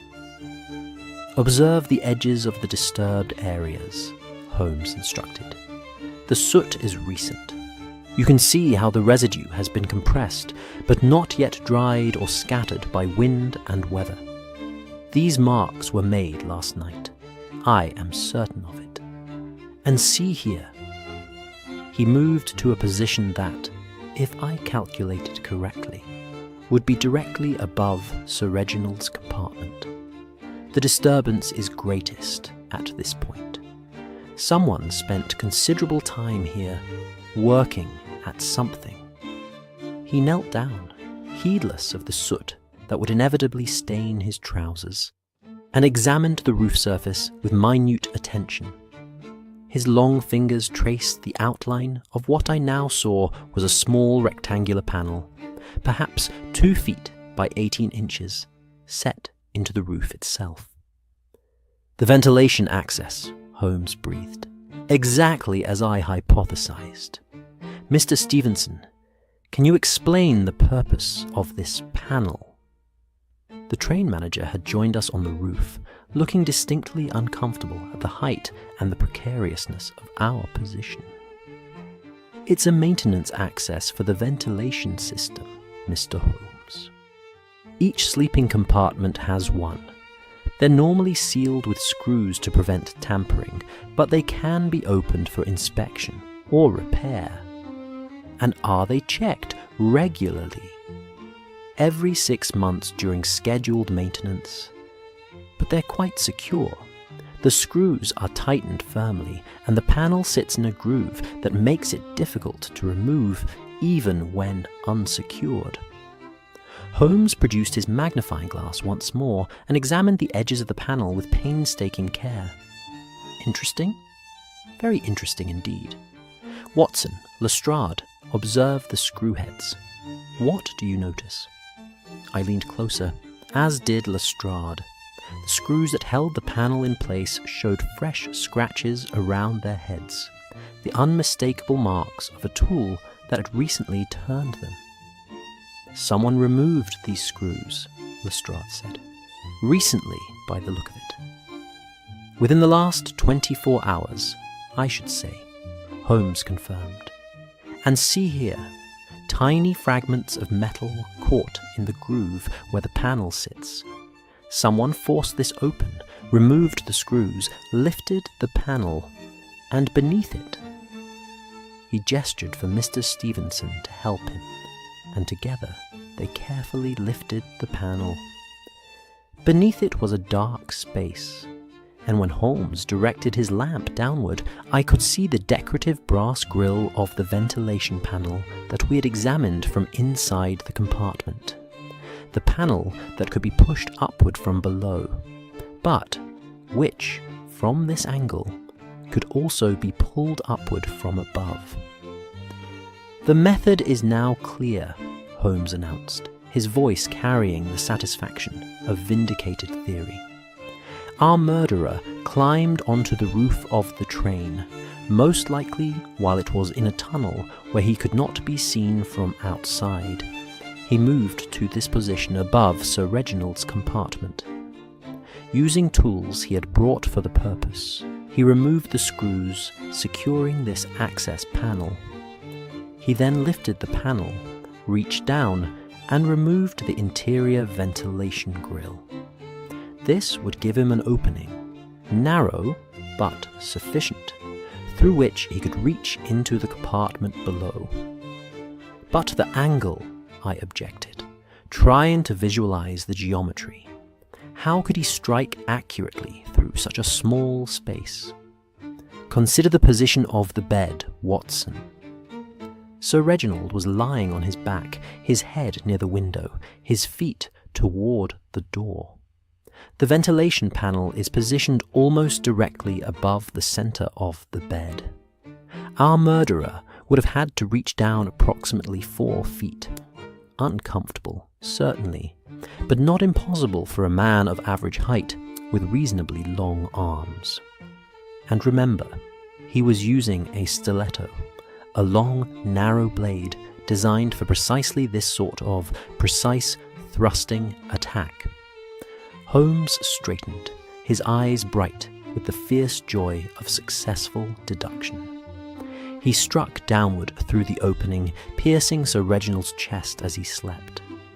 Death would have been nearly instantaneous.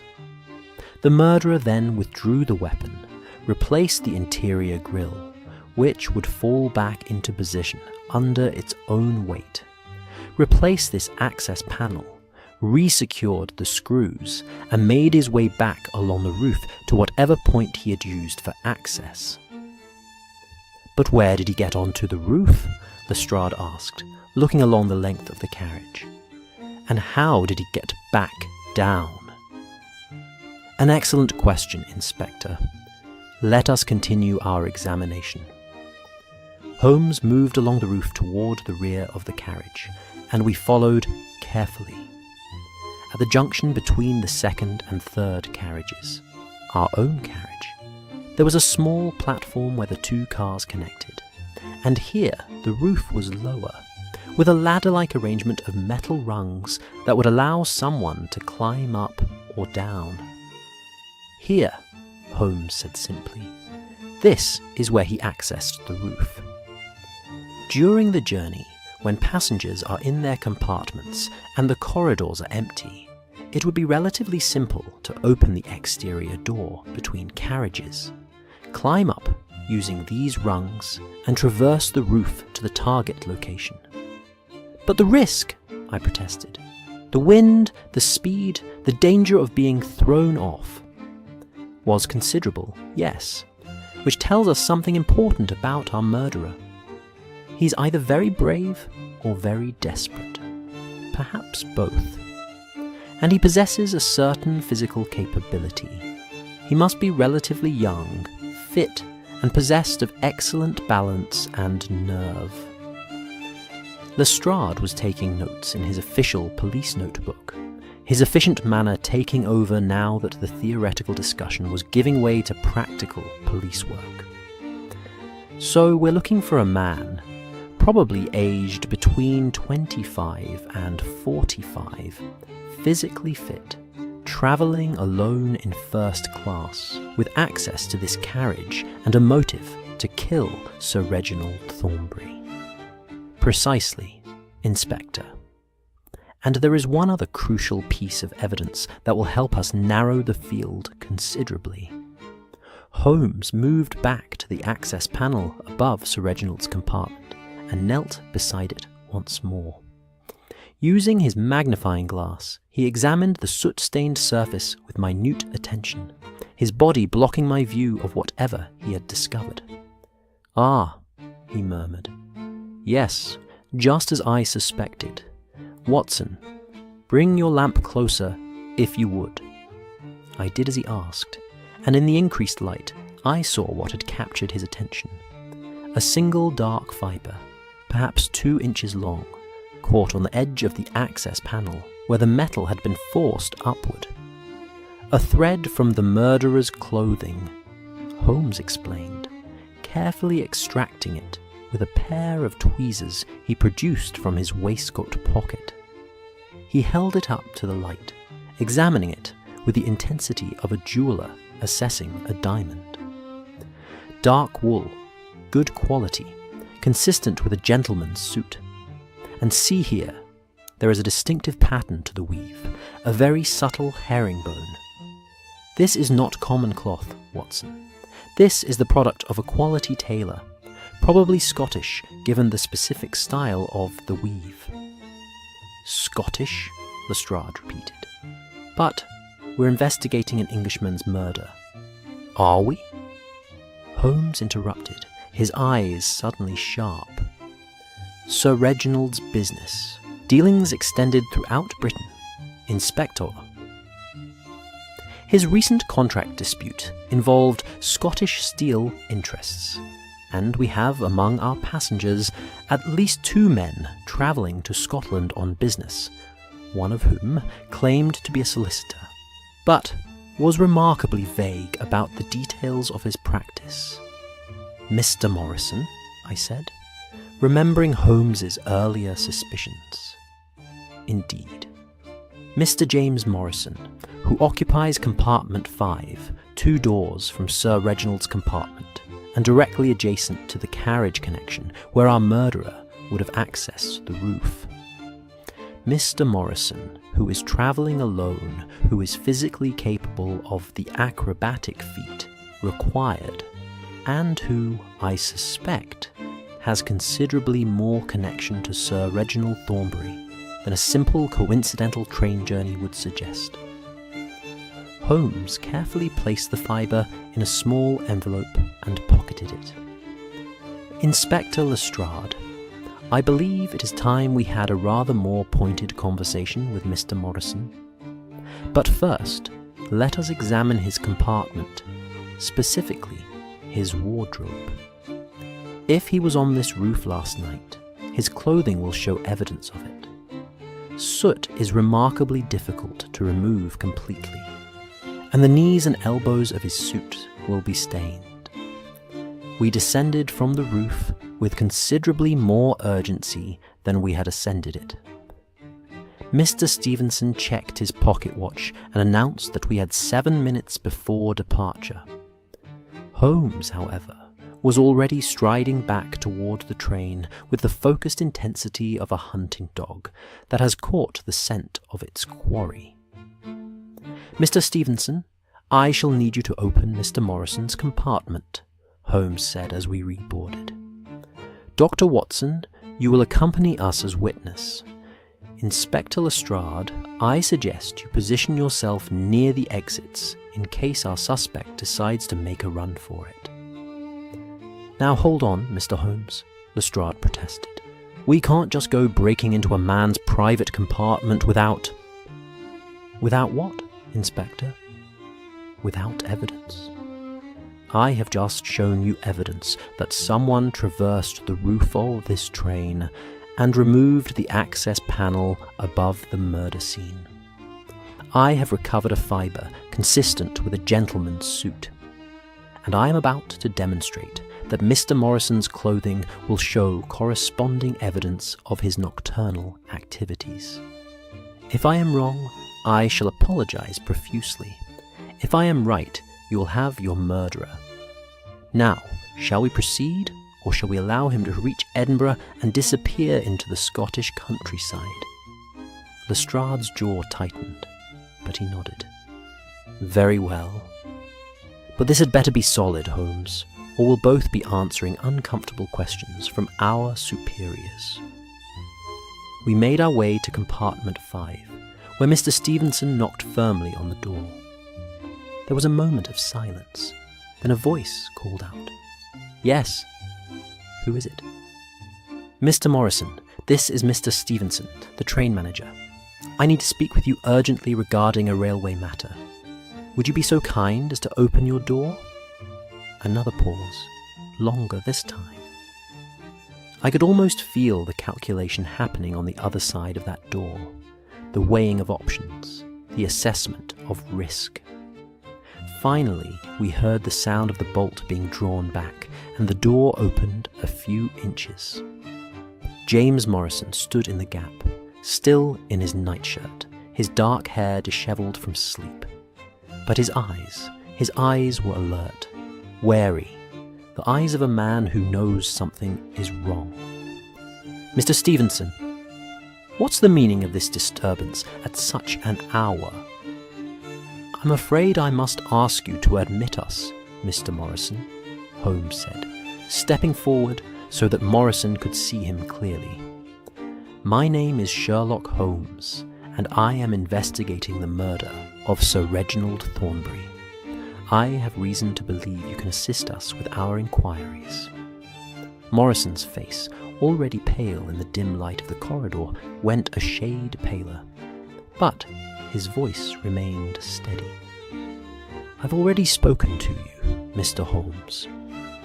I know nothing about Sir Reginald's death. I was asleep in my compartment all night. Then you will have no objection to allowing us to examine your compartment and your personal effects. A simple formality, I assure you, to eliminate you from our investigation. For a long moment, Morrison stood frozen, and I could see the battle playing out behind his eyes. Then, slowly, he stepped back and opened the door wider. Very well, though I protest this invasion of my privacy. Holmes entered first, his keen eyes immediately scanning the small space. Morrison's luggage was neatly arranged, his clothing hung carefully in the small wardrobe. Everything appeared orderly, normal, unremarkable. Except for one thing. Holmes moved directly to the wardrobe and examined the suits hanging there. There were 3, one grey, one brown, and one dark blue.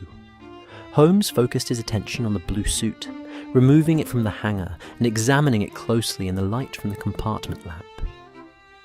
Mr. Morrison, he said quietly, would you care to explain why the knees and elbows of this suit are stained with railway soot?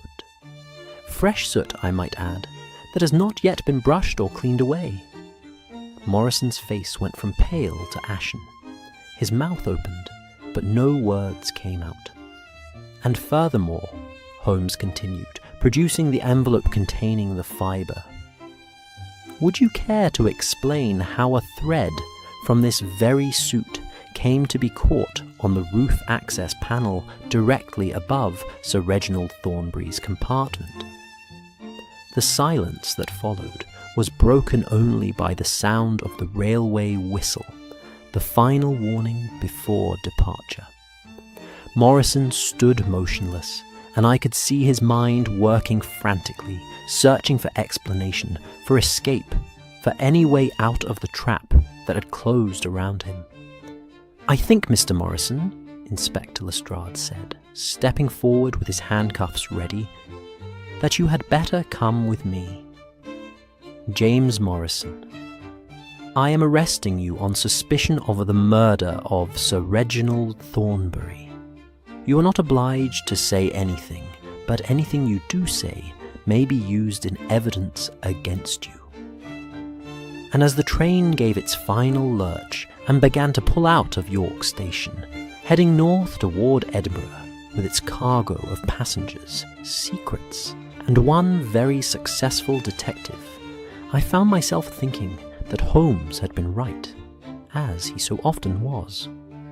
There was no such thing as a perfect crime. Only crimes waiting to be solved by those with the wit and determination to see beyond the impossible to the improbable truth that lay beneath. The dawn broke fully as we continued our journey northward, the landscape of Yorkshire giving way to the rolling hills of the borders, and all the while James Morrison sat in his compartment under the watchful eye of Constable Patterson, silent and withdrawn. Inspector Lestrade had insisted on securing the prisoner immediately, though Holmes had suggested we might learn more through conversation than through immediate arrest. In the end, a compromise was reached. Morrison would remain in his compartment, guarded but not yet formally charged, until we reached Edinburgh and could conduct a proper interview at the railway police office there. Holmes spent the intervening hours in a state of restless energy, pacing our compartment, smoking his pipe with fierce intensity, and occasionally making cryptic remarks about human nature and the desperation that drives men to murder. I knew this mood well, the mixture of satisfaction at having solved the intellectual puzzle combined with a certain melancholy at the human tragedy that inevitably accompanied such solutions. "You're troubled, Holmes," I observed, as we passed through Berwick-upon-Tweed, the coastal town marking our entry into Scotland. He paused in his pacing and looked at me, his grey eyes thoughtful. "I am troubled by the waste of it all, Watson. Here is a man, Morrison, presumably educated, intelligent, capable of planning and executing a remarkably ingenious crime, and yet he has thrown his life away for what? Revenge? Money? Some perceived slight. Whatever his motive, was it truly worth the price he will now pay? You believe he will confess. I believe he will tell us the truth, yes. Men like Morrison, and I include myself in this category, are cursed with the need to be understood. He has committed what he doubtless considers a masterpiece of criminal ingenuity. The locked room, the impossible murder, the perfect alibi. He will want us to appreciate the brilliance of his planning, even as he faces the gallows for it. Holmes's prediction proved remarkably accurate. When we finally pulled into Edinburgh's Waverley Station at 8 o'clock that morning, Morrison had already requested to speak with Holmes privately. Lestrade, after some initial resistance, agreed to allow this interview, provided he was present and that anything said could be used in evidence. The railway police office at Waverley was a functional space. Bare walls, a scarred wooden table, several chairs, and a window overlooking the platform where travellers hurried about their business, oblivious to the drama unfolding in the room above them. Morrison sat at the table, his hands folded before him, his face composed, but drawn with exhaustion, and, I thought, a certain relief at having the burden of secrecy finally lifted. "Mr. Holmes," he began, his voice steady, "I want you to know that I admire your methods. From the moment you boarded this train, I knew my time was limited. I had planned everything so carefully, you see, every detail, every contingency, but I had not planned for Sherlock Holmes. Flattery will not reduce your sentence, Mr. Morrison, Lestrade interjected, but Holmes raised a hand. Let him speak, Inspector. I am curious to hear how such an ingenious crime was conceived and executed.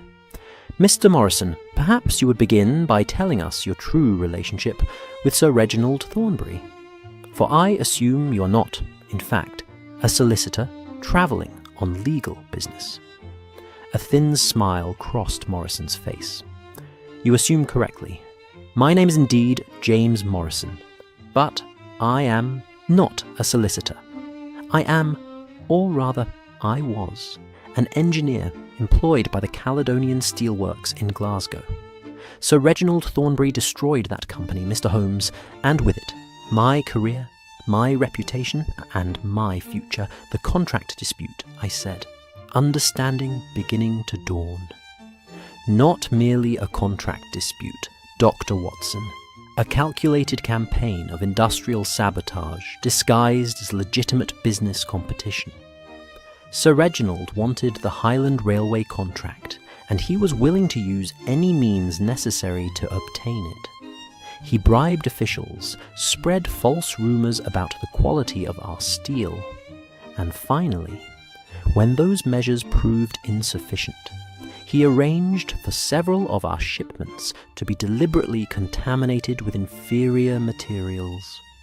Morrison's voice remained calm, but I could hear the bitterness beneath the controlled surface. When the contaminated steel was discovered, the scandal ruined us. My employer, Mr. Andrew Blackwood, cousin to Gerald Blackwood, whom you interviewed earlier, lost everything. The company was forced into bankruptcy. I lost my position, and with it, any hope of employment in my field. No other firm would hire an engineer associated with such a scandal, regardless of my personal innocence. And so you decided upon revenge, Holmes said quietly. I decided upon justice, Mr. Holmes. There is a difference, though the law may not recognize it. Sir Reginald Thornbury was a destroyer of lives, a man who wielded wealth and influence without conscience or remorse. He would never face legal consequences for his actions. Men like him never do. So yes, I determined that if the law wouldn't hold him accountable, then I would. How did you plan the murder? Holmes asked, leaning forward with evident interest. When did you first conceive of using the train roof as your means of entry? Morrison seemed almost eager to explain, as if he had been waiting for someone who could truly appreciate the complexity of his scheme. I have worked with railways all my professional life, Mr. Holmes. I understand their construction, their systems, their vulnerabilities. When I learned that Sir Reginald regularly took the midnight express to Edinburgh, he had business interests there that required monthly visits. I began to study the route, the train specifications, the layout of the sleeping compartments. He paused, and I saw his hands tighten slightly. It took me 3 months of planning. I rode the Midnight Express 4 times, observing, measuring, testing my theories. I discovered the roof access panels during one of those journeys. A maintenance crew was working on the ventilation system, and I saw them open the panel from above. That's when I understood how it could be done. You purchased a ticket for the same train as Sir Reginald, Holmes prompted. Yes, I knew his schedule. He was a creature of habit, always travelling on the first Tuesday of each month. I booked compartment 5, which was as close as I could get to his usual compartment without arousing suspicion. I brought with me a small toolkit disguised in my luggage, a screwdriver, a thin stiletto that had belonged to my grandfather, rope for securing myself if needed. And the execution of the crime itself? Lestrade asked, his pencil moving rapidly across his notepad. Morrison took a deep breath. I waited until after 11 o'clock, when the attendant had made his final rounds and most passengers were asleep. I dressed in my darkest suit, the one Mr. Holmes so astutely examined, and made my way to the carriage connection. The corridors were empty. I opened the exterior door, climbed onto the roof using the access ladder, and began moving towards Sir Reginald's compartment. "It must have been terrifying," I said, unable to suppress my medical man's concern, even for a confessed murderer. "The wind, the speed, the darkness." "It was," Morrison admitted. I had tested my nerve during previous journeys by standing in the carriage connection and feeling the wind and motion. But actually crawling across that roof, with the train travelling at 50 miles per hour, knowing that one slip would mean certain death. Yes, Doctor. Watson, it was the most frightening experience of my life. "Yet you persevered," Holmes observed. I had come too far to turn back. When we entered the Welwyn Tunnel, I had memorized the timetable and knew precisely when to expect it.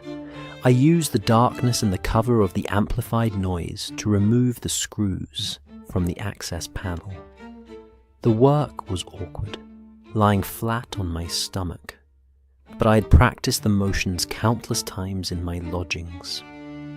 He fell silent for a moment, and when he continued, his voice was quieter.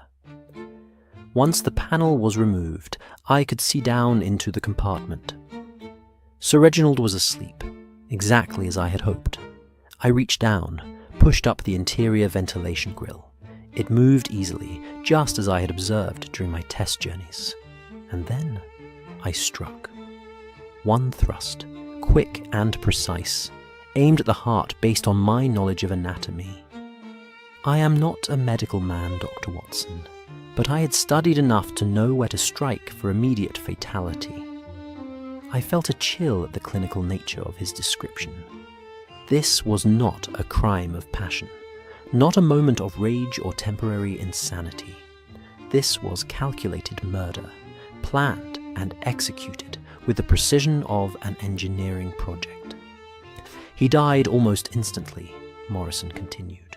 "There was no cry, no struggle.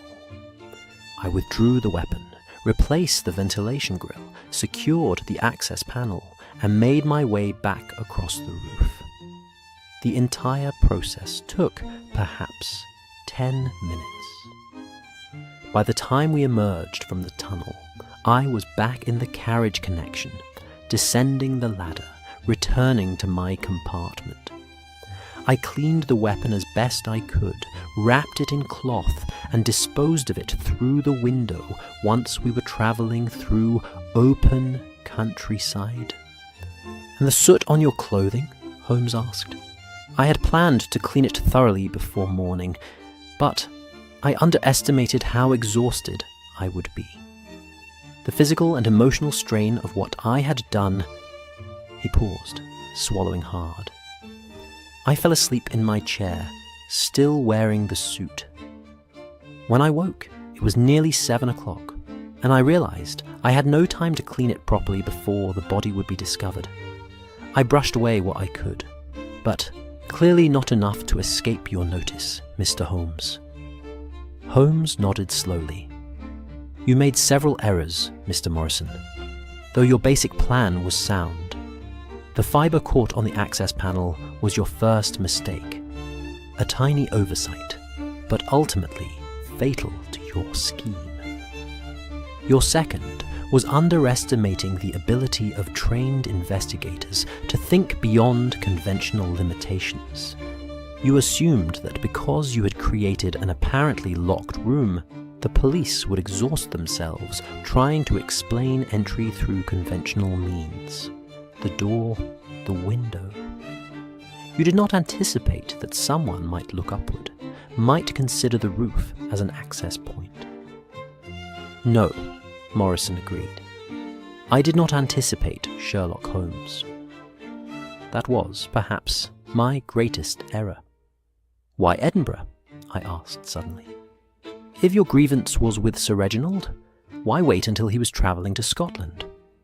Why not act in London, where escape might have been easier? Morrison's expression grew bitter. Because Sir Reginald was travelling to Edinburgh to finalise another contract, one that would further enrich him at the expense of Scottish workers and Scottish industry. I wanted him to die on Scottish soil, or as close to it as possible. Perhaps that seems melodramatic to you, Dr. Watson, but it mattered to me. Scotland had been good to me until Sir Reginald destroyed my career. I wanted him to answer for his crimes in the land where he had committed them. A symbolic gesture, Holmes observed, yet one that ultimately contributed to your capture. Had you struck in London, the investigation might have taken a very different course. The railway police might not have called for my assistance. You might, conceivably, have escaped justice. Perhaps. But I find I am not sorry, Mr. Holmes. I did what I believed was right. I removed a man who would have continued to destroy lives and livelihoods without remorse or consequence. If I must hang for that, he shrugged, then I will hang knowing that Sir Reginald Thornbury will destroy no more honest men. Lestrade cleared his throat. Mr. Morrison, do you wish to make a formal confession? I must warn you that anything you say will be recorded and used in court. I do, Morrison replied. I, James Morrison, of Glasgow, Scotland, do confess that I did wilfully and with premeditation murder Sir Reginald Thornbury aboard the Midnight Express on the night of the 14th of October, 1892. I acted alone, and I take full responsibility for my actions. As Lestrade carefully wrote out the confession and had Morrison sign it, I found myself feeling a complex mixture of emotions. Morrison was a murderer that could not be excused or justified. And yet, listening to his account, seeing the calm acceptance in his eyes, I could not help but feel a certain sympathy for a man driven to desperate action by the destruction of his livelihood and reputation. Holmes, I noticed, sat quietly throughout the formal confession, his expression unreadable. But when Lestrade had finished and arranged for Morrison to be taken into custody by the local police, my friend rose and extended his hand to the prisoner. Mr. Morrison, you are a murderer, and you will face the consequences of your crime. But I want you to know that I recognize the ingenuity of your method and the depth of your grievance, even if I cannot condone your actions. Morrison shook Holmes's hand, and for a moment something like understanding passed between them. Two brilliant minds, one devoted to solving crimes, the other to committing one. Thank you, Mr. Holmes. I suspect that in another life we might have been colleagues rather than adversaries. Perhaps, Holmes said quietly, but we live in this life, Mr. Morrison, and in this life, murder is murder, regardless of the justification we tell ourselves. As the Scottish police led Morrison away, Lestrade turned to Holmes with evident satisfaction. Well, Mr. Holmes, another case solved brilliantly, though I confess I would never have thought to look at the roof. How do you know that was the answer? Holmes smiled faintly. When you eliminate the impossible, whatever remains, however improbable, must be the truth. The door and window were impossible, therefore the answer had to lie elsewhere. The roof was improbable, certainly, dangerous, difficult, requiring considerable nerve and planning. But it was not impossible. And in the end, Inspector, it is the difference between the impossible and the merely improbable that solves these cases. We emerged from the police office into the bright morning light of Edinburgh, and I breathed deeply of the cool Scottish air. The city was coming alive around us. Merchants opening their shops, workers hurrying to their employment, the great castle on its rock standing eternal watch over the bustling streets below. "Breakfast, Watson?" Holmes suggested. "I find that solving murders always gives me quite an appetite. And then, I think, we should wire Mrs. Hudson to expect us back in London this evening. Our work here is done." As we made our way through the ancient streets of Edinburgh toward a restaurant Holmes remembered from a previous visit, I reflected on the strange case of the Midnight Express. A man had died, another would likely hang, and justice, such as it was, had been served. Yet I could not shake the feeling that there was something profoundly sad about the entire affair. Not merely the waste of life, though that was tragedy enough, but the cascade of destruction that had led to this moment. Sir Reginald's ruthless business practices, Morrison's ruined career, the murder itself, and now the inevitable conclusion at the gallows. "You're philosophizing, Watson," Holmes observed, glancing at me with that uncanny ability he had to read my thoughts. "I can always tell. You get a certain look, as if you're trying to solve the mysteries of the universe, rather than simply describing them." "I suppose I am," I admitted. "This case, it seems to me that the real crime began long before Morrison climbed onto that roof. Sir Reginald destroyed lives through legal means and faced no consequences. Morrison destroyed a life through illegal means and will hang for it. Where is the justice in that?" "There is no justice in it, Watson. There is only law. And we, whether we like it or not, serve the law rather than some abstract notion of justice. Morrison committed murder. Whatever his grievances, however legitimate his complaints, he took a human life. That cannot be overlooked or excused. And yet, you shook his hand." Holmes was silent for a long moment. I shook his hand because I understood his pain, even as I condemned his actions. "I am not so cold, Watson, that I cannot recognize the difference between a career criminal and a desperate man driven to terrible action. But understanding is not the same as approval. Morrison will face the consequences of his crime, as he must. That is the law, and the law must be upheld, else we descend into chaos where every man may be judge, jury, and executioner based on his own sense of grievance." We walked on in comfortable silence, and I knew that Holmes was right, even as I struggled with the ethical complexities of the case. This, I thought, was why I valued my friendship with him so highly. He challenged me to think beyond simple answers, to grapple with the difficult questions that arose from our investigations. The Midnight Express would continue its journeys, carrying passengers between London and Edinburgh, its secret now revealed, its impossible crime solved. And somewhere in a Scottish prison, James Morrison would await his trial, knowing that his brilliant plan had been undone by an even more brilliant detective. Justice, imperfect though it might be, had been served. And so I return, these 3 years later, to my study and my fireside. The pages of this journal spread before me like a map of memory. The rain continues its gentle percussion against the windows, and the fire has burned down to glowing embers that cast a warm, amber light across the room. It is late now, past midnight, and London sleeps beyond these walls, unaware of the memories I have been resurrecting through ink and paper.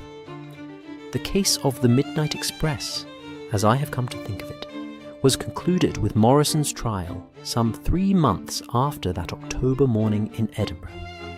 He was found guilty, as we all knew he would be, and sentenced to hang.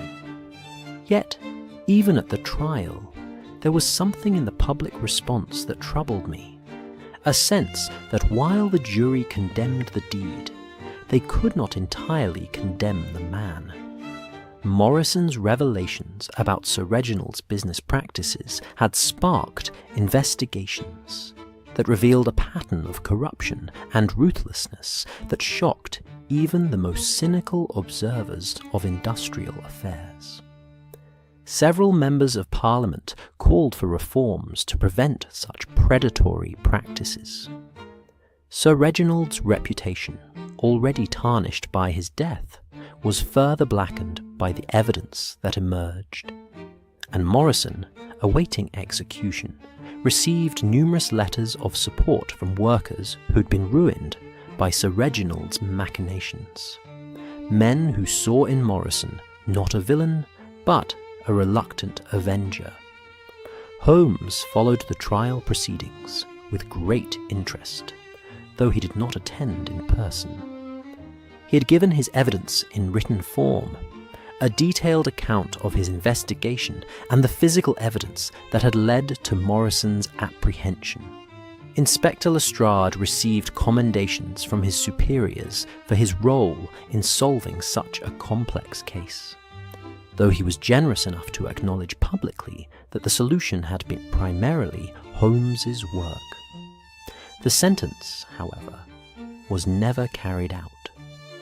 3 days before the scheduled execution, Morrison was found dead in his cell, having taken poison that had somehow been smuggled to him. The authorities conducted an investigation, but no source for the poison was ever identified. Holmes had his own theories about this. He suspected that one of Morrison's former colleagues, perhaps someone connected to the ruined steelworks, had arranged for the poison as an act of mercy. But if he had evidence to support this theory, he never shared it with the authorities. "Perhaps it is better this way," Holmes said to me one evening as we sat in our Baker Street lodgings, discussing the case over brandy and tobacco. "Morrison was not a criminal by nature, Watson. He was a man pushed beyond endurance by circumstances he could not control. The law required his punishment, and he accepted that. But I cannot say I am sorry that he escaped the rope." I remember being somewhat shocked by this admission. Holmes was, after all, a consulting detective whose entire profession was built upon upholding the law and bringing criminals to justice.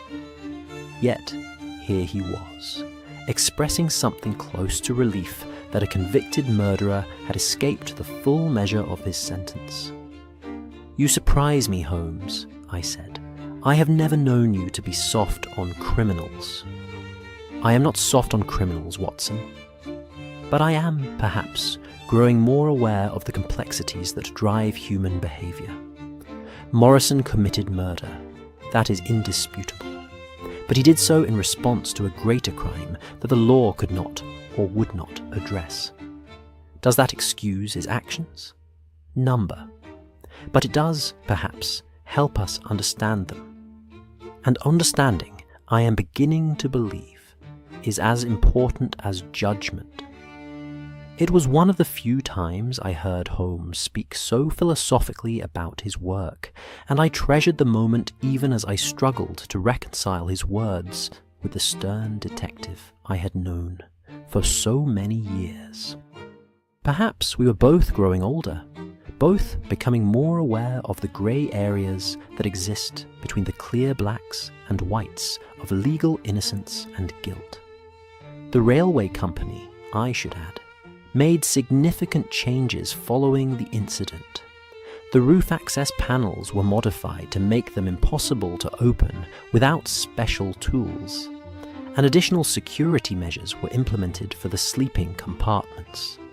The Midnight Express continued its service, but I confess I have never ridden it again without thinking of Sir Reginald Thornbury lying in his bed as death descended from above, or of James Morrison crawling across that roof in the darkness, driven by desperation and determination to a crime that would ultimately cost him everything.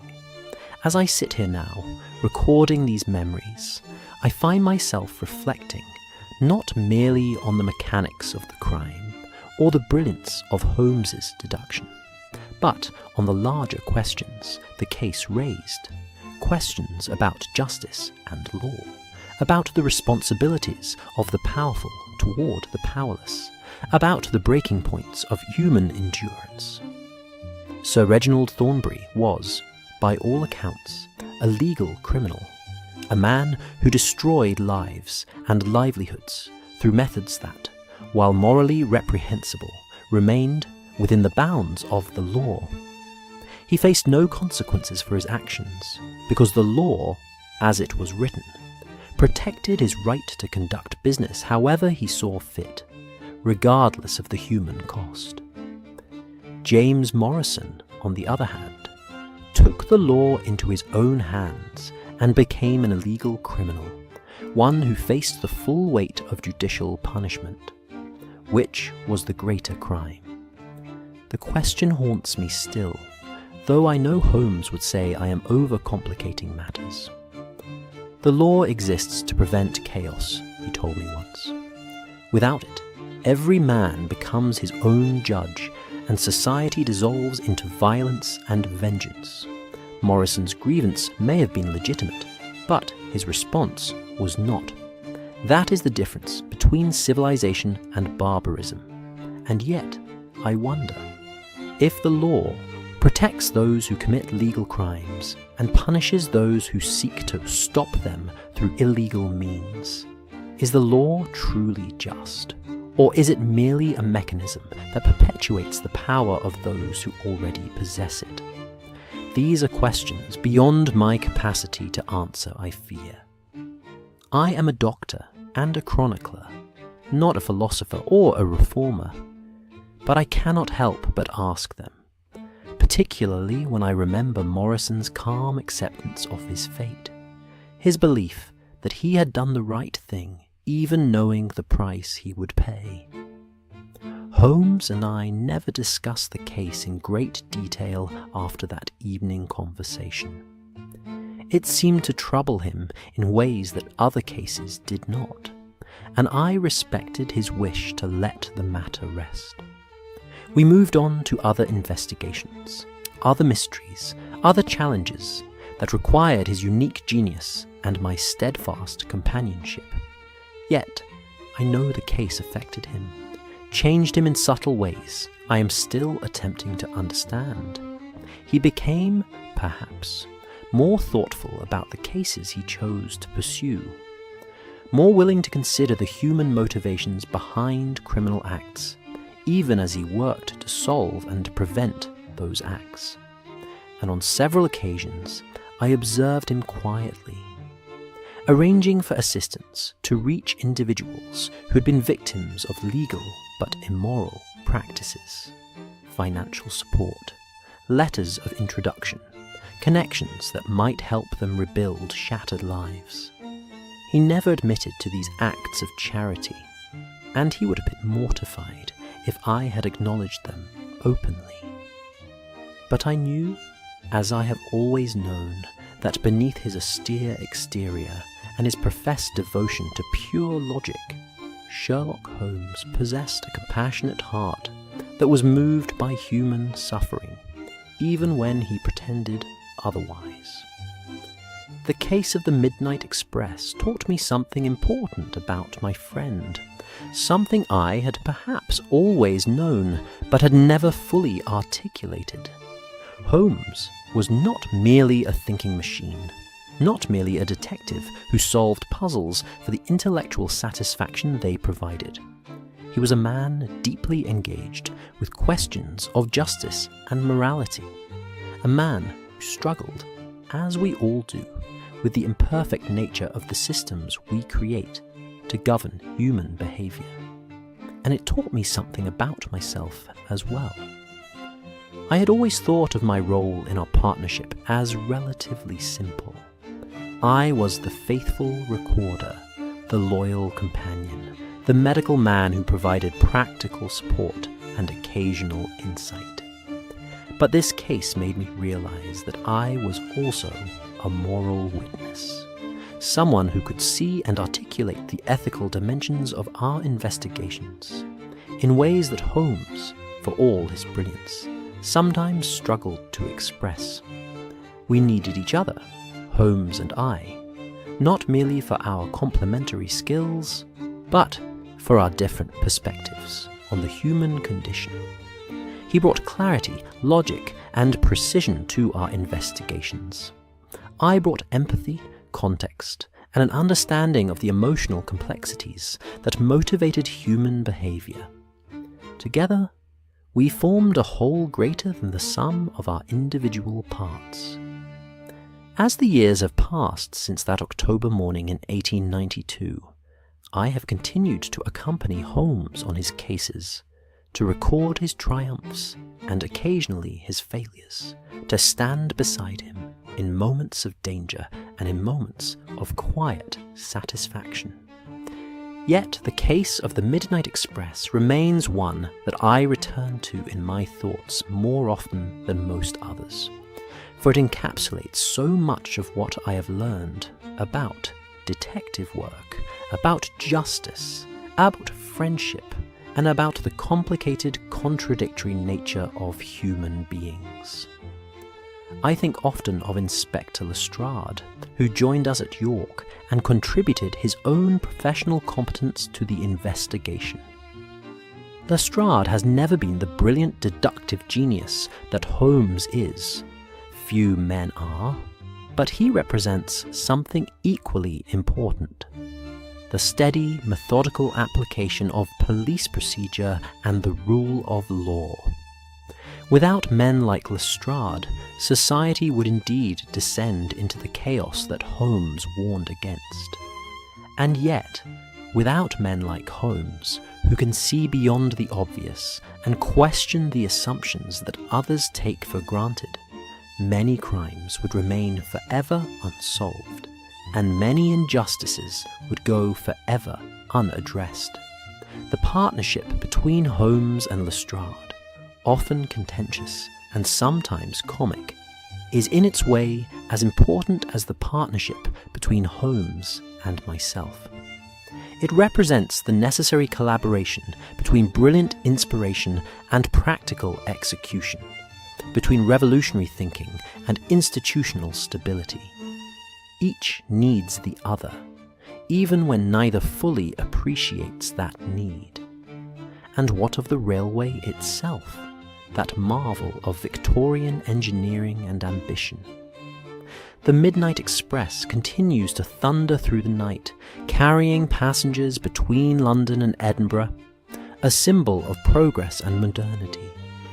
Yet, our case revealed the vulnerability of even such mighty creations, the hidden access points, the assumptions about security that proved false, the ways in which human ingenuity can subvert even the most carefully designed systems.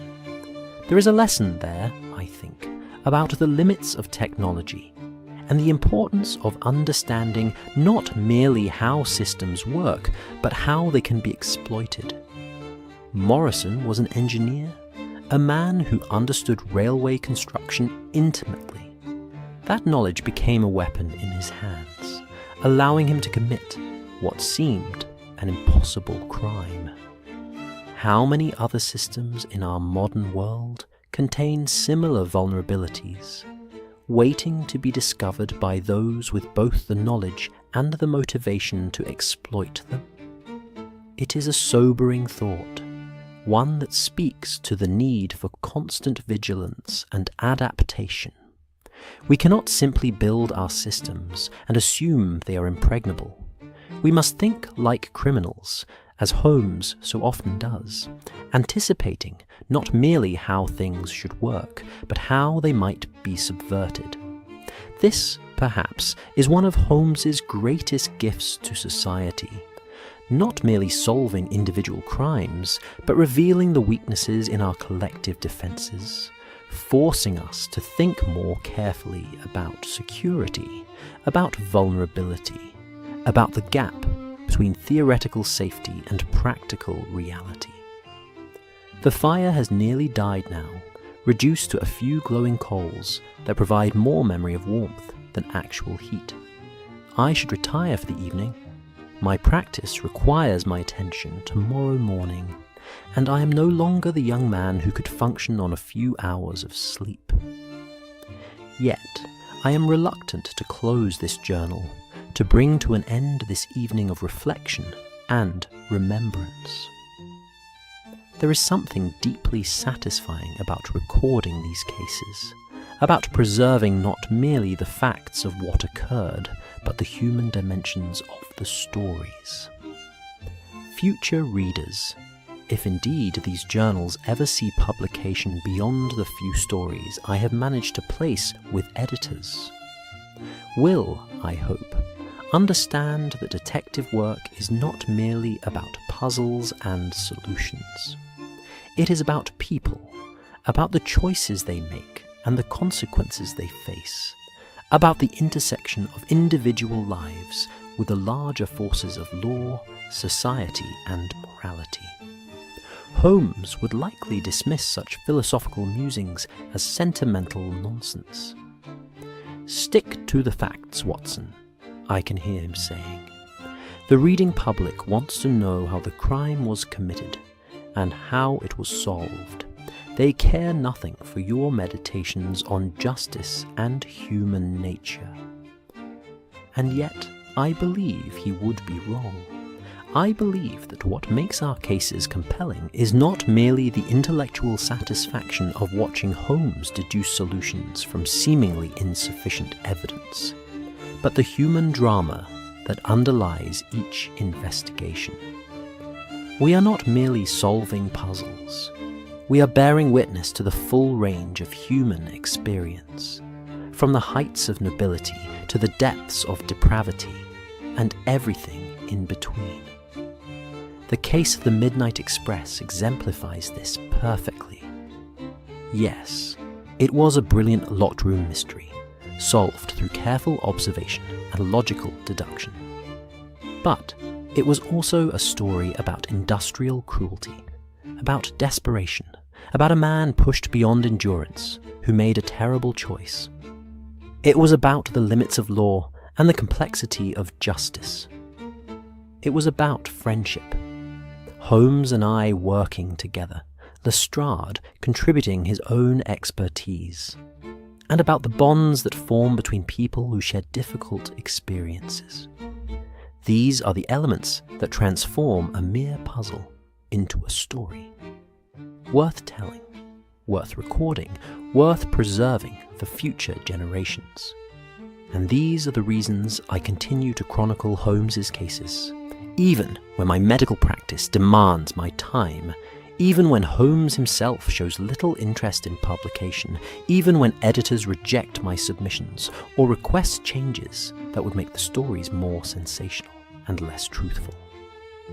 I write because I believe these stories matter, not because Holmes is a genius, though he is, but because the cases reveal something fundamental about human nature and about the society we have built to constrain and channel that nature.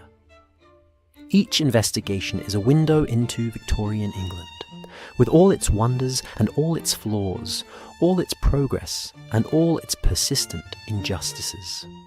And I write because I value my friendship with Sherlock Holmes above almost any other relationship in my life. Recording these cases is my way of honouring that friendship, of acknowledging the profound effect he has had on my understanding of the world and my place in it. Through Holmes, I have seen things I would never have witnessed, understood complexities I would never have grasped, and contributed in my own small way to the cause of justice and truth. The case of the Midnight Express, with its impossible locked room and its tragic human dimensions, represents everything I have learned during my years with Holmes. It shows his brilliant deductive method at its finest, demonstrates the importance of looking beyond conventional assumptions, and reveals the profound human questions that underlie even the most ingenious crimes. I am grateful to have been present for that investigation, grateful to have played my small role in solving it, and grateful now to have recorded it for posterity. Whether these journals will ever be widely read, I cannot know. But I take comfort in the knowledge that I have done my best to preserve the truth of what occurred, to honour the memory of all involved, victim, murderer, and investigators alike, and to capture something of the complexity and wonder of the work Holmes and I do together. The clock on the mantel strikes 1, and I realise, with some surprise, that I have been writing for nearly 4 hours. My hand aches from gripping the pen, and my eyes are tired from straining in the firelight. It is time at last to close this journal and seek my bed. Tomorrow will bring new responsibilities, new challenges, perhaps even new cases requiring investigation. Holmes may call upon me, or I may spend a quiet day attending to my patients and managing the prosaic details of my medical practice. Either way, I will face the day with gratitude for the life I lead and the extraordinary privilege of friendship with the world's greatest detective. As I prepare to retire, I find myself thinking one final time of James Morrison, lying in his prison cell in those last days before he chose his own end. Did he regret his actions? Did he find peace in his final moments? Or did he die still burning with the righteous anger that had driven him to murder? I will never know the answers to these questions, but I hope, and perhaps this is mere sentimentality on my part, I hope that in those final moments Morrison found some measure of peace, that he understood that while his actions could not be condoned, his suffering had not gone unnoticed, that his desperate act had, in some small way, led to reforms that might prevent others from experiencing the same destruction he had endured. Perhaps that is too much to hope for. Perhaps I am simply trying to find meaning where none exists, to impose narrative satisfaction on a tragedy that offers none. But we must hope, must we not? We must believe that even in the darkest stories, there is some possibility of redemption, some chance that suffering might lead to wisdom and that tragedy might inspire change. This is what I have learned from my years with Sherlock Holmes, that while we cannot always ensure justice, we can always seek truth, that while we cannot prevent all crimes, we can work tirelessly to solve those that occur, that while we cannot save everyone, we can bear witness to their stories and honour their humanity, whether they are victims or perpetrators. The case of the Midnight Express is closed, its mysteries solved, its participants gone to their fates, but its lessons remain, inscribed in these pages, preserved in memory, carried forward into whatever investigations the future may bring. And now, at last, I lay down my pen. The fire has gone dark, the rain has stopped, and somewhere in the distance I can hear the whistle of a late train passing through London, carrying its passengers toward distant destinations, toward unknown futures, toward the endless possibilities that await us all in the vast and mysterious night. May we all find our way safely home. May justice, however imperfect, be served. And may we never lose our capacity to wonder at the strange, beautiful, terrible complexity of the world we inhabit. and the people with whom we share it. Good night.